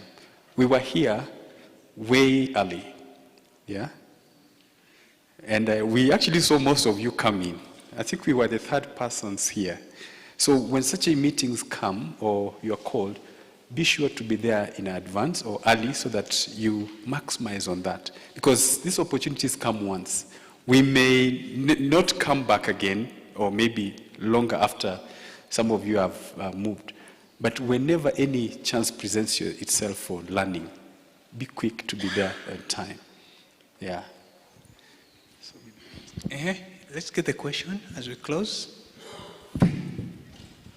Thank you very much for giving me this opportunity. My husband was the late PK, and I was rather disappointed when I came to you that he introduced me to the spouse, as a spouse, to the cooperative society. But when I was given his dues, I was not given his 20,000. So is that what happens? I was told that I have to get somebody to come and enter so that I'm refunded my money. How does that go? Because it's okay, we can bring husbands and wives, but is that what happens when they go? Okay. Thank you, ma'am. I'm being strongly... Thank you very much, Elebo, for the training. Right. I have learned a lot. Thank you. I'm being strongly advised that that's an internal matter. I would not be in a position to respond, but I believe you're able, the office of the CEO and her team will be able to address you. So, utawaona kando, sindio? Kwa ofisi, they'll be able to satisfactorily give you an answer. Yes. Maswali zinaongezeka. Mine is a request. Can you share the slides with us? Yeah, we'll consider that. Any other? We are good? Fine. So let me hand it over to the MC. And as I sit down, currently the government is in the process of reviewing the Saccos Act, right? We all know that. The bill is in Parliament, and ACOSCA is playing a really critical role to shape that bill. So over and above training and technical support, we also do a lot of advocacy in Kenya and across the continent. We want to see that the Sacco movement across Africa is the strongest and can also play in the leagues among the strongest Saccos in the US and in the UK and elsewhere across the world. Thank you so much. Thank you so much. Can we appreciate them more? The tropical rain kind of appreciation. Then last, thank you. Thank you so much, ACOSCA, for this wonderful and insightful training. Members, as we conclude, because I think the training is over, there are a few things that we need to mention, then the housekeeping issues, then we conclude with a word of prayer. But before we do that, allow me first to recognize our union officials who are here with us. They represent us. So I've seen the chair Uwasu, I've seen the secretary, what you call the Kudeya job steward, I've seen, I don't know, Kusu, if one of the officials is there. Chair, si salimia tu wananchi, unajua. God is good, and all the time. And that is why it is also good to come for training. We need financial training so that you can be able to handle that little that we get. We have been told it is not the amount that matters, it is how you handle what you have. I have also enjoyed, and I hope everyone will be able to manage finances even better. But we've also been told that we need to manage it together, whatever the together means. Thank you. Thank you, Prof. I think, could I say somebody? Just one word because of time. Praise the living God. Thank you very much. The Sacco fraternity, I can humbly say, I am what I am because of Sacco. I am what I am because of God. I am what I am because of the management of Sacco, having joined it earlier enough. My appeal to members of this university, let us have our Sacco as our port of saving compared to other institutions of saving which are around here. Kudeya members, may God bless you. You are the ones leading even in loan acquisition that runs the Sacco. We are proud of us as Kudeya members. God bless you. Thank you so much. Any person from Kusu, none. Thank you so much, officials. Now, allow me, because the Sacco, there are about 7 principles before we, I think there are people who are still standing, come in because there's a session. Because among the 7 principles, the member is number 1, and so even the health of that member is necessary for you to invest, to save, and even to live well. And so we have with us Joy Ellen to take us through a 10-minute session to take care of our health. So Joy Ellen, karibu sana. Just 10-minute session as we conclude. Karibuni sana.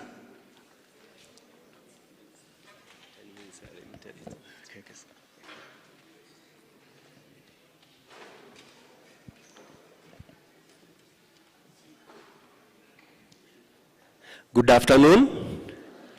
Good afternoon once again. Esteemed members of Egerton Saccos, we are pleasure to be in your presence this afternoon. My name is Anthony Budia. I'm the head of business development at Joy Ellen Women's Hospital.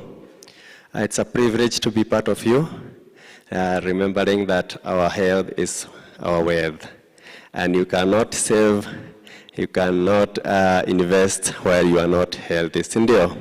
So just allow me to take you through briefly about Joy Ellen so that we can invite our main speaker. Joy Ellen is a modern, fully equipped hospital offering both outpatient and inpatient services, both medical and surgical. It's a 24 hours open hospital. And with your cards, your insurance, we accept at Joy Ellen. We are proud to serve you as a community and also as members. And we are looking forward to build even a strong relationship in future. And I'll come back to give you our hotlines once our main speaker presents to you a very interesting topic about workplace and stress management. Let me welcome. It's my honor to welcome. Good afternoon. My name is Anne Dongo from Rafiki Counseling Services, and we are partnering with Joy Ellen. And I'm a psychological counselor. This is an area that deals with mental wellness, and I'm going to talk about stress and stress management. And before we think about all this, I don't know whether 10 minutes will be enough because I had been told to prepare for 1 hour, but I'll try to be brief. What is stress? What is stress? One thing I want us to know is that we live in a world of changes. Today, maybe we were not expected to sit this long, but it has come. We have so many things that come in life, things that we may not be prepared for, but they come, and when they come, they affect us. And our bodies react, and that reaction to overwhelming situation of our bodies, this is what we call stress. And I'm going to explain briefly. I've told you what stress is, and I've told you that we live in a world that keeps on changing. Now, what are the factors that cause stress? One is change. Change. Some of the changes could be very positive, but they bring change. They bring stress. At workplace, we have changes such as promotion, new officers or bosses brought to us, new policies come to play, and they bring changes, even transfer. Changes bring a lot of stress. The other thing that brings stress is concern. We are concerned about so many things. We are concerned about our retirement. We are concerned about the physical changes in the body. We are concerned about the economical changes. We are concerned about the changes that we see in our pay slips. All these bring stress. The other thing is criticism. At workplaces, we are criticized. At workplaces, we criticize others. This is part of life. And these criticisms bring about stress, and it is important to talk about it. I would like to ask for the gadget that moves this so that I don't keep on moving. The other factor is conflict. At workplace, we have conflicts, and we have so many sources of conflicts. We differ. We have differences in personalities, differences in priorities, differences in the way we do things. And all these differences may bring conflicts at workplace, and conflicts bring a lot of stress in our bodies. And also crisis. Crisis. We are going through some things that may be beyond our abilities. These are things that change so fast, they are beyond our understanding, and they come with crisis, and they bring about problems. What are some of the symptoms? Symptoms, I'll be fast. What are symptoms of stress? How do we know that we have stress? We have physical symptoms. For example, this person here, you feel unexplained pains. There's sometimes you feel pain, you cannot explain the cause of these pains. We have constipation, we have nausea, sometimes we get chest pains, loss of sex drive, you feel like you do not want anything. And there are sometimes that those things come in our lives, and these are symptoms of physical, symptoms of stress. We sometimes experience increase in heartbeat, also short breath. We talk about low immunity, dryness of the throat or mouth, and this can make you know all is not going on well within me. I could be going some stress.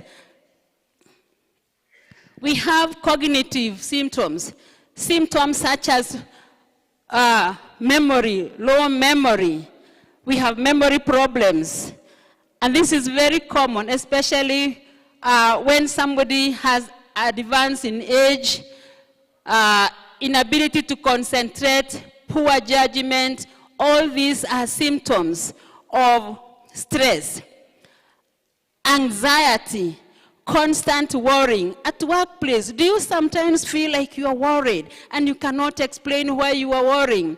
This could be as a result of stress.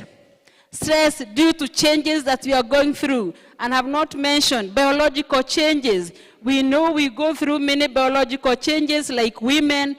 Men also experience, only that we do not have time to talk about these. These changes can bring about stress.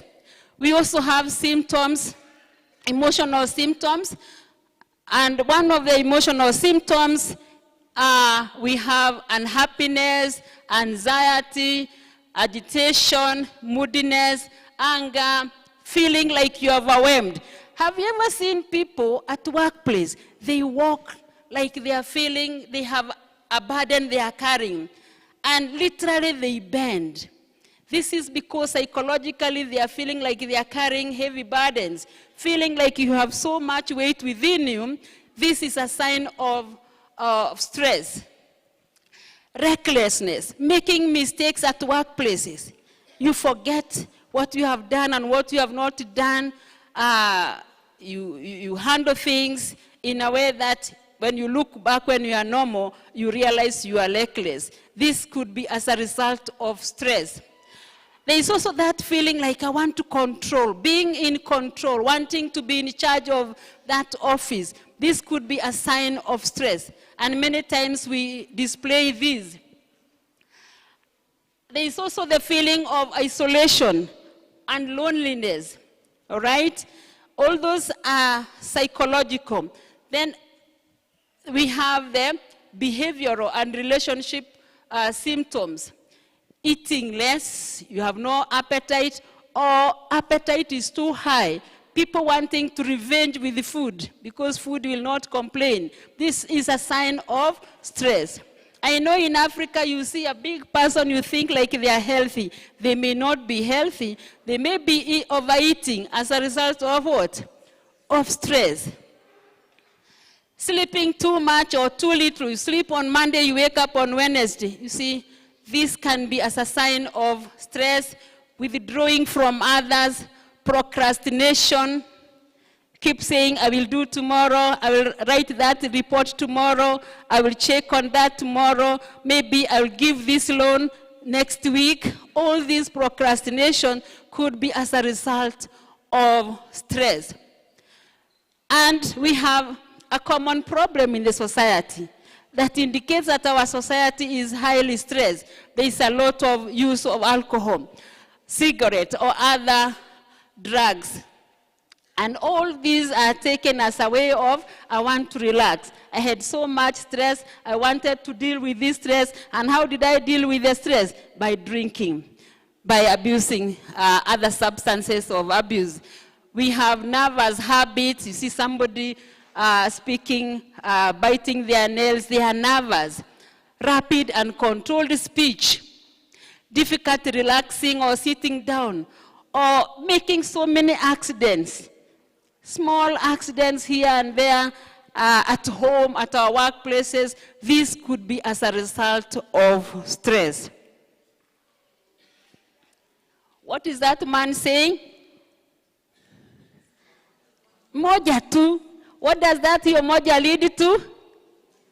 Addiction. Sindio? And addiction is a society problem as we speak. Have you ever found yourself blaming na blame huyu, na blame wile, na blame, hata tuna blame Mungu. Anytime you find yourself in that state of blaming, find out what has been happening in your world. Could you be having some changes that you are not in control over? Could you be having some concerns? And I know currently we have a lot of concern. What is it? Have you been so much critical about others? Are you distancing yourself from other co-workers? Isolating yourself from others? Are you becoming insensitive? Somebody comes to you crying, they need a loan. Like that lady comes, she is asking a question, she needs this money. But how we answer, we are not sensitive to their feelings. Sometimes we reach that level that we are not sensitive of other people's feelings. This is a sign of stress. Or discord in relationships, people differing, having conflicts. All these are signs of stress. Look at that lady. Imagine you go to the office and you face a person in that state. What will be your reaction? Huh? Will you be able to tell them your problems? And how many times do we appear like this in our offices, our workplaces? How can we give services in this state? And let me tell you, unfortunately, this is very common. I am a lecturer at St. Paul's University, and sometimes we handle, actually I'm the campus coordinator, sometimes we handle these cases, and I have to be very careful how I come to the office, because you may face your client or the person you are serving in this state, and you don't expect them to tell you their issues.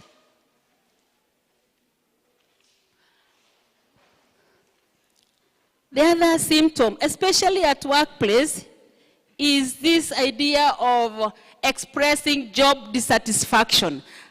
When we go to our offices, what is our common language currently?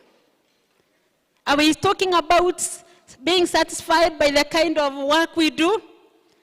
So we are stressed. We need help.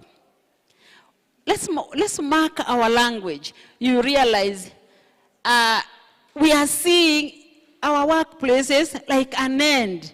Hakuna kitu mzuri, nothing good. And we see like we made a mistake to be there. There is also this idea of being busy in their office. You look so busy, but when somebody looks back at what you have done, you cannot explain exactly what you are done. And I'm sure that is a very common habit. People appear very busy, but what exactly they are doing, it cannot be accountable. This is a sign of stress. Excessive dedication and commitment. Mtu anaingia kazi saa 2:00, 6:30. Anatoka saa 2:00, ofisi zimefungwa, lakini anasema nipatie nafasi, mimi nitafunga baadaye. This is a sign of what? They are running away from reality. They need help.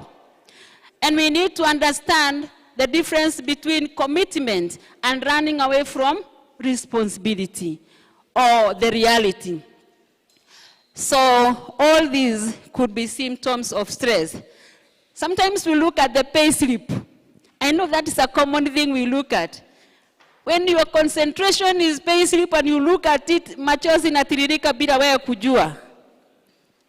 Tumeona hii? Hata kama haitatiririka nje, inatiririka wapi? This is a sign of somebody who is stressed. And this is a common issue currently, globally. And we need to think about.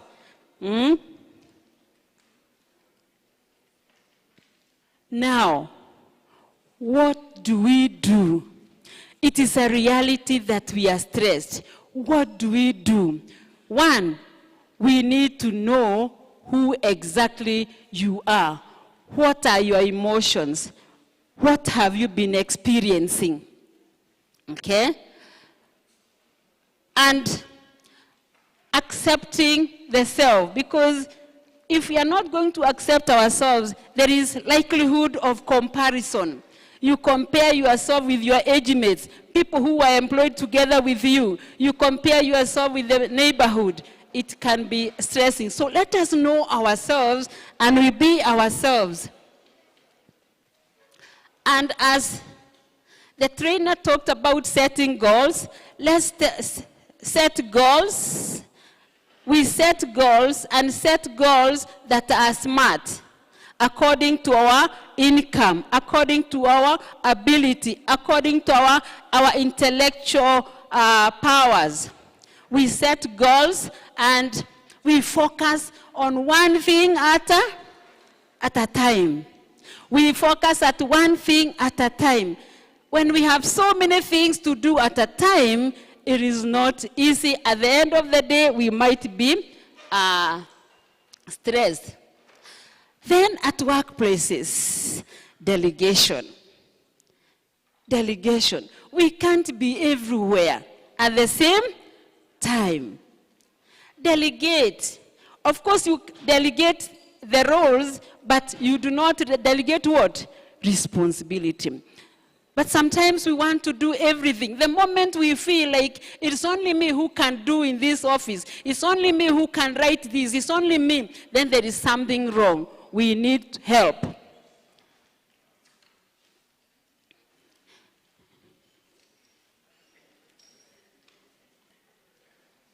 It is also good if you are stressed. We realize we have mentioned a few of those things that you've been going through.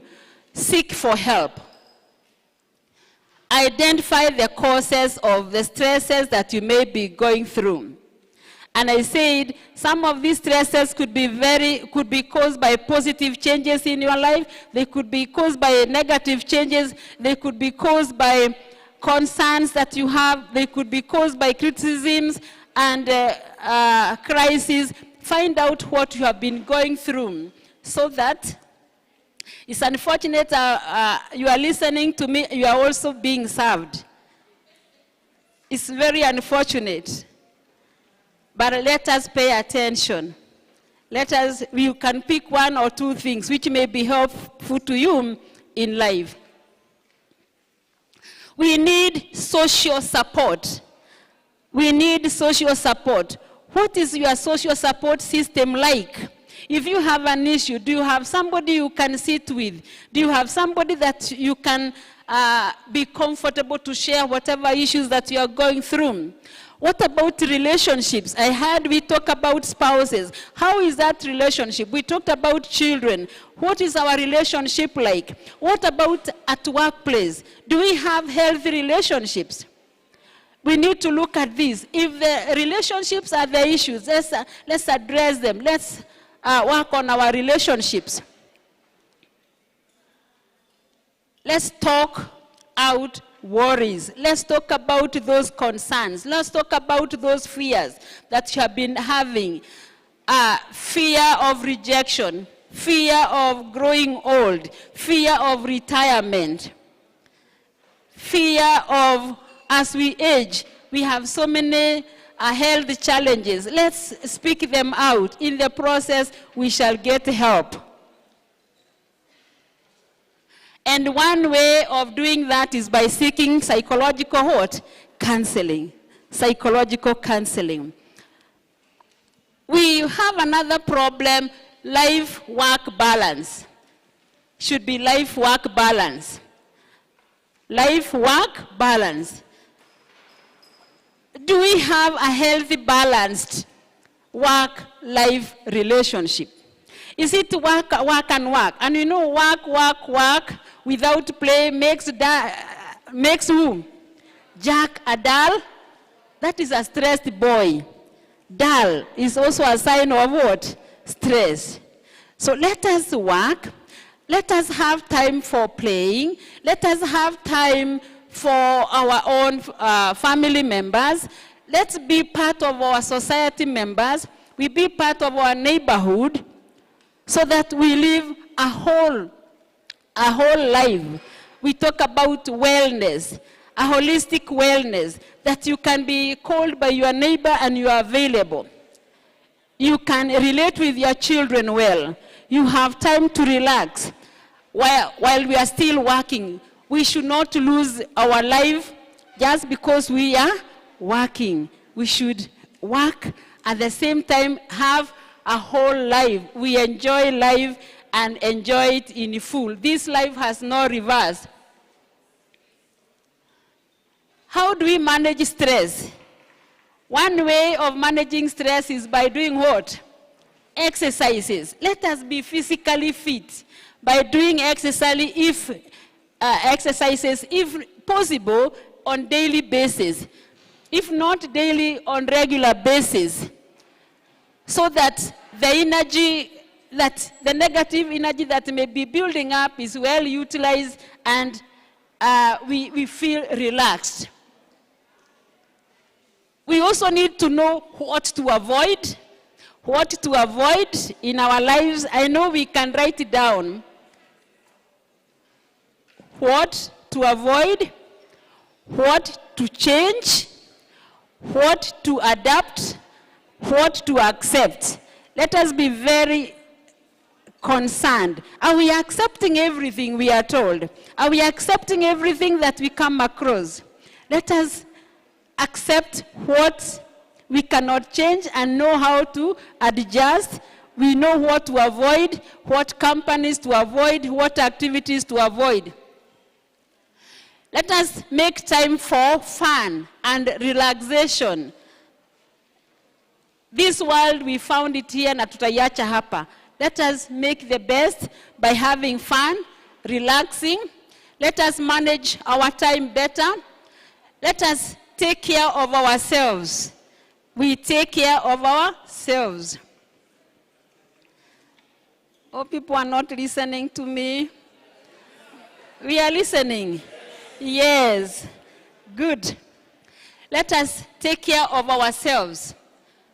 How do we take care of ourselves? Okay? We're talking about areas of self-care. One is medical care follow-up. Medical care follow-up. Most of the people that you see on the streets, they have one health condition or another. Yes. Most of the people, especially if they are over 50, they will have one condition, especially women. Wanakuwa na hapa na pale what? Syndrome. Sijui ni mgongo. Ni wapi tena kuna umaga magoti? Na wapi? Kifua. Yeah, oh man. It's a big list. It's a big list. Muscles, shoulders, breathing, wanahama. Pia wanahama. Unamtafuta, ni kweli ni kama ako lakini hayu. Kwa kwetu tunasemaga mtu mwerevu haambiwi maneno mara ngapi. Si tumesikia hiyo wasa wengine wanahama. Mumeshika? Very good. Let's manage existing health conditions well. Those health conditions, let us manage well so that we are not going to live with a lot of pain, because pain can be very stressing. Pain can be very, very stressing.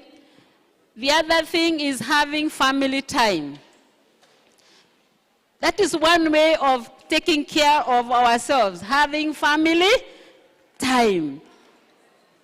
Family time, we look for time for unwinding, removing the congestion in our minds, in our thoughts. Let's look for time to unwind. Get one or two persons, go and sit with them, unwind, or even yourself, create time to unwind and have pleasurable activities. I was thinking about the Sacco. Have they been organizing for activities to go and have fun? Have they? Owen, have they? So it is important that they create some time for activities, but I heard they do sometimes. So it is good to have time. If they don't, we can create for ourselves time for pleasurable We create time for our friends, take a friend out, accept to be taken out, sit with a friend, talk, and after the end of the talk, you feel psychologically very healthy. Look at this man here. He's relaxing. When was the last time we had a moment like this? Just relaxing, listening to cool music, having fun with yourself. Yeah, we need such. We need to eat well, and eating well does not mean eating expensively. We eat balanced diet. We also look for time to rest, avoid dangerous environment, and have financial balance. Listen to that. We need to have financial what? Balance. Those people with financial balance, they are healthy psychologically and they reduce chances of stress. We need to have effective communication. How do we talk with our spouses? How do we talk with our colleagues? Let's have effective communication. Let us be people who can tolerate others, people who respect, and people who can trust. I know trust is a very rare commodity, but we need to develop that trust. Being a team player. Life journey is easier when we are more than ourselves. We need to be team members so that we can be supported and experience support system and observing boundaries clearly. This is very important. Do we know our personal boundaries? One way of living a healthy life is having clear personal what? Boundaries. And how I wish we would actually embrace this, observing boundaries. When we work within boundaries, then we shall be healthy. At workplace, what are our boundaries? And very closely related to that, let us work within the guidelines of the department that we work for. Where do we work for? Let us work within the guidelines. If we do that, we shall reduce chances of stress.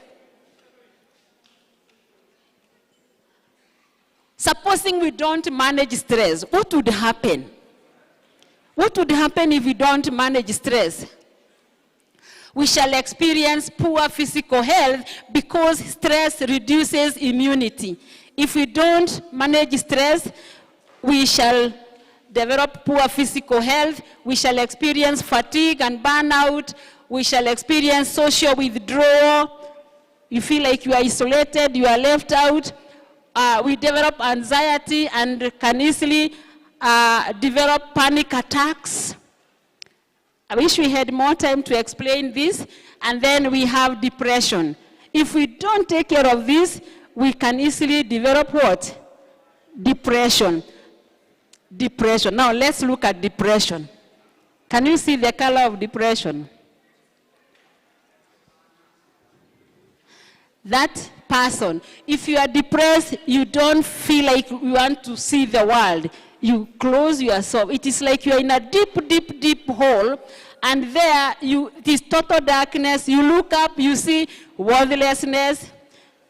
You think about yourself, you feel alone. You feel shameful. You feel unwanted. Okay? You feel discouraged. You think about your life and it's like, I have been careless. There is so much negativity in life. And finally, when somebody is deep, deep in depression, the next thing they think about is, I cannot live anymore. I have no value to live, and therefore suicidal thoughts come in, and some try, and when they try, they succeed. They succeed.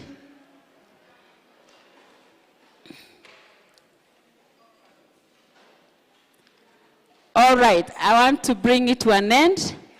I don't know whether you have learned something. Yes, thank you so much. I want to thank you for listening to me.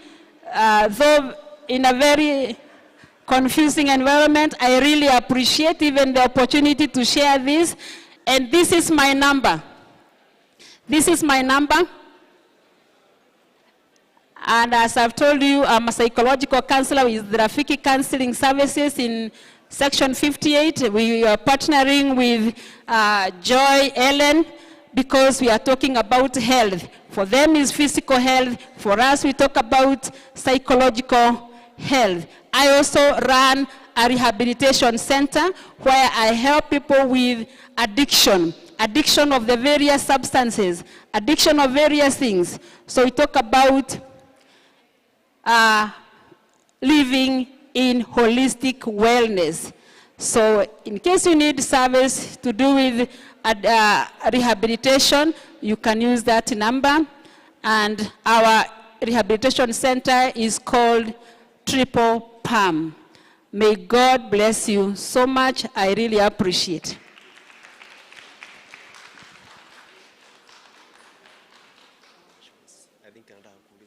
Okay. Do we have questions? A lot? Oh.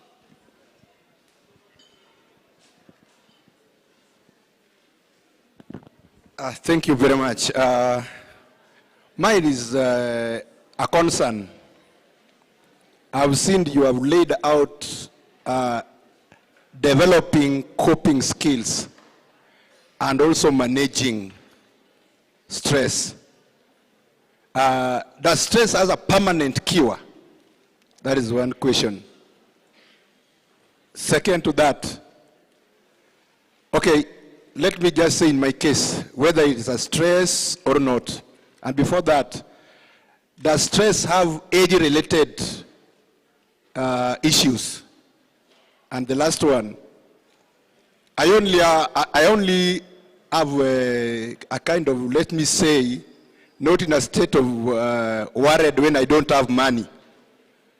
But when I have money, especially, a loan issue, I'm a kind of unstable status. Is that a stress or not a stress?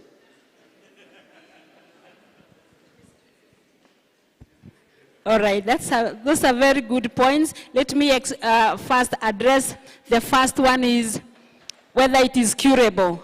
I told you from the beginning, we live in a world of changes. Isn't it? We live in a world of changes. It is just like hunger. Is hunger curable?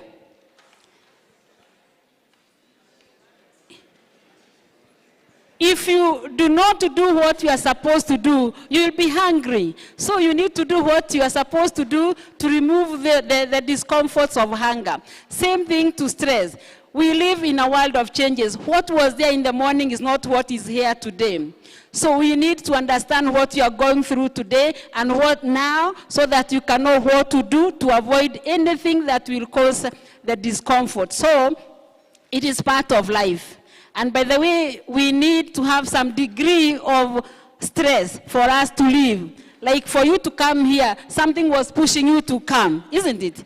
Yes, and it was making you eat quickly. That was healthy stress. But we have extreme stress that is destructive. That is what we must avoid.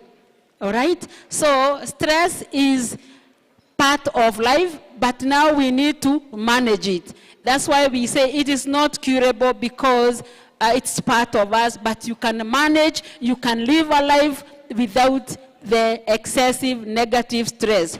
There's something else you said. Yes. There are people who are more stressed than others based on their genetic makeup. 2, their personality. Unajua kuna watu who are perfectionists. Perfectionists can easily be stressed because they want things to be perfect, and they are living with the people who are not perfect. So ni kama kila kitu ni makosa. So kuna huyo mtu na kuna mule mtu mwingine anasema mimi bora niishi. Huyo hapatiki stress sana. Sindio? So we all have different levels because of our genetical differences and our environmental factors that we have gone through in life, and also our personality. All right? Yes. And finally, you said something?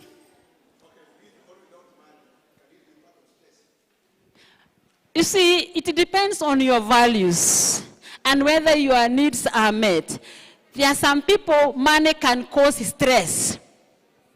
Hasa hii nitafanya nini? Nitapeleka wapi?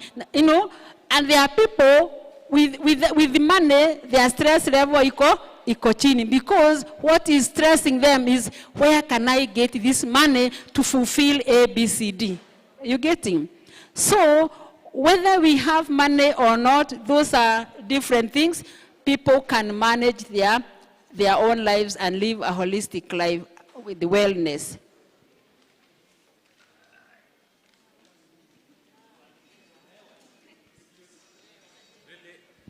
Excuse me, our guests are leaving at 2, so allow us to moderate, please.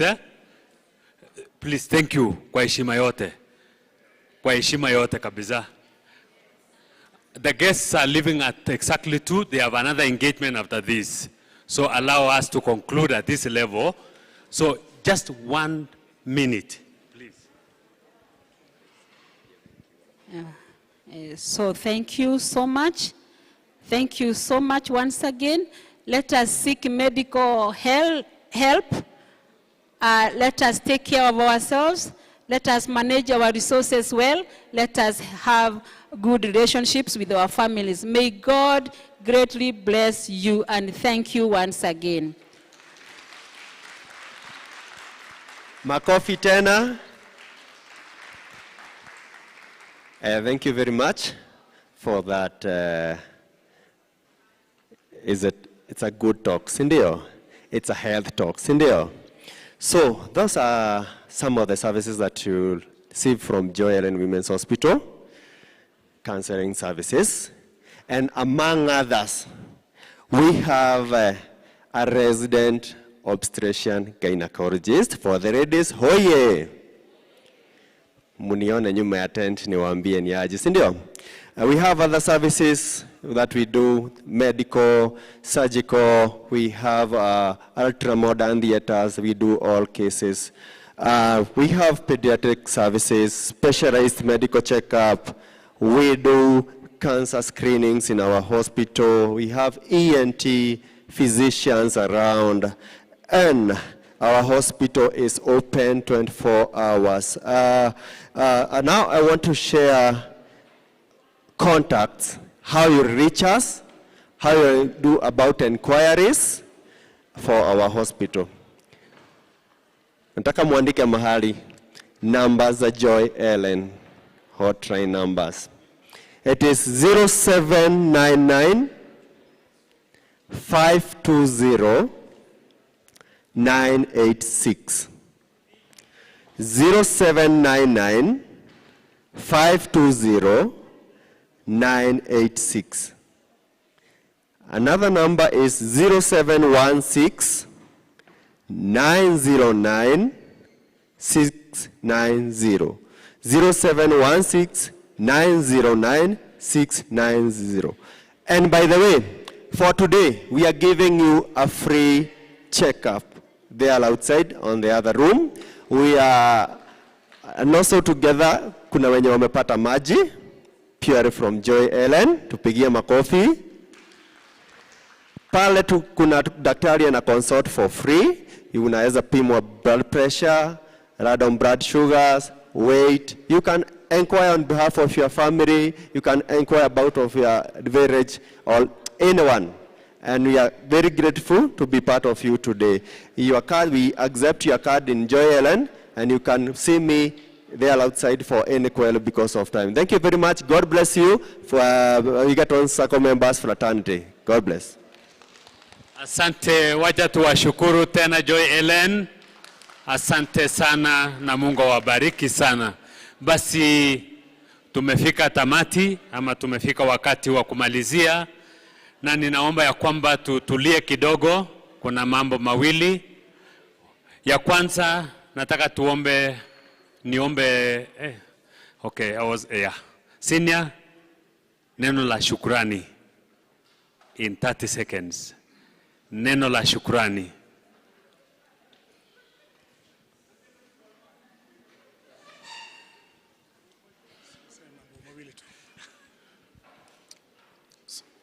Good afternoon, everybody. Wangapi wamefurahi Nasema hivi, kwa vile next time pia tukiitwa tuone ya kwamba tumekuja tusikie vile tunafundishwa.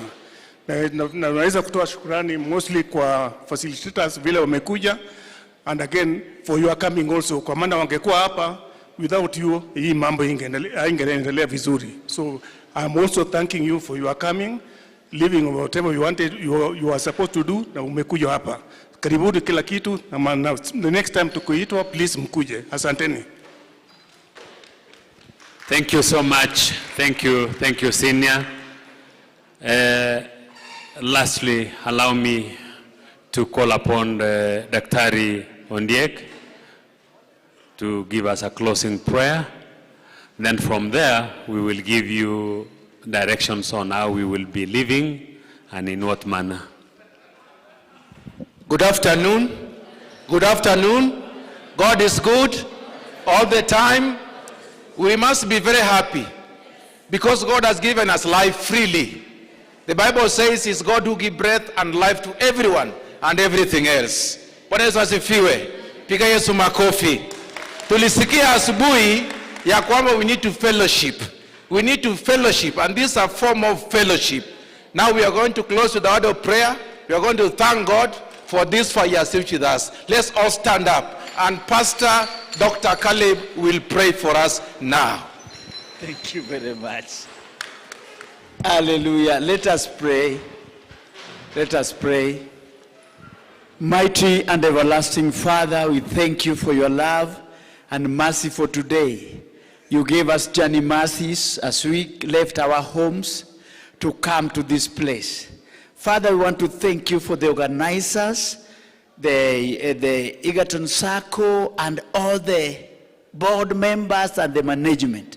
Father, we want to thank you for the facilitators. They came and actually they have fed us well with the knowledge. Father, you say that our people perish because of lack of knowledge. We have got knowledge to start from where we are. We believe that from now you are going to give us understanding in every step that we are doing, that will not err again. Father, we thank you. Bless this university and the team, the people who have given us the venue to be here. Father, I pray that even those people who are going through difficulties, maybe some of us have messed our lives financially. I pray that you have a way of doing miracles to raise us up, Lord. Give us more understanding and help our families. We thank you and we bless you. In Jesus' name we pray. Amen.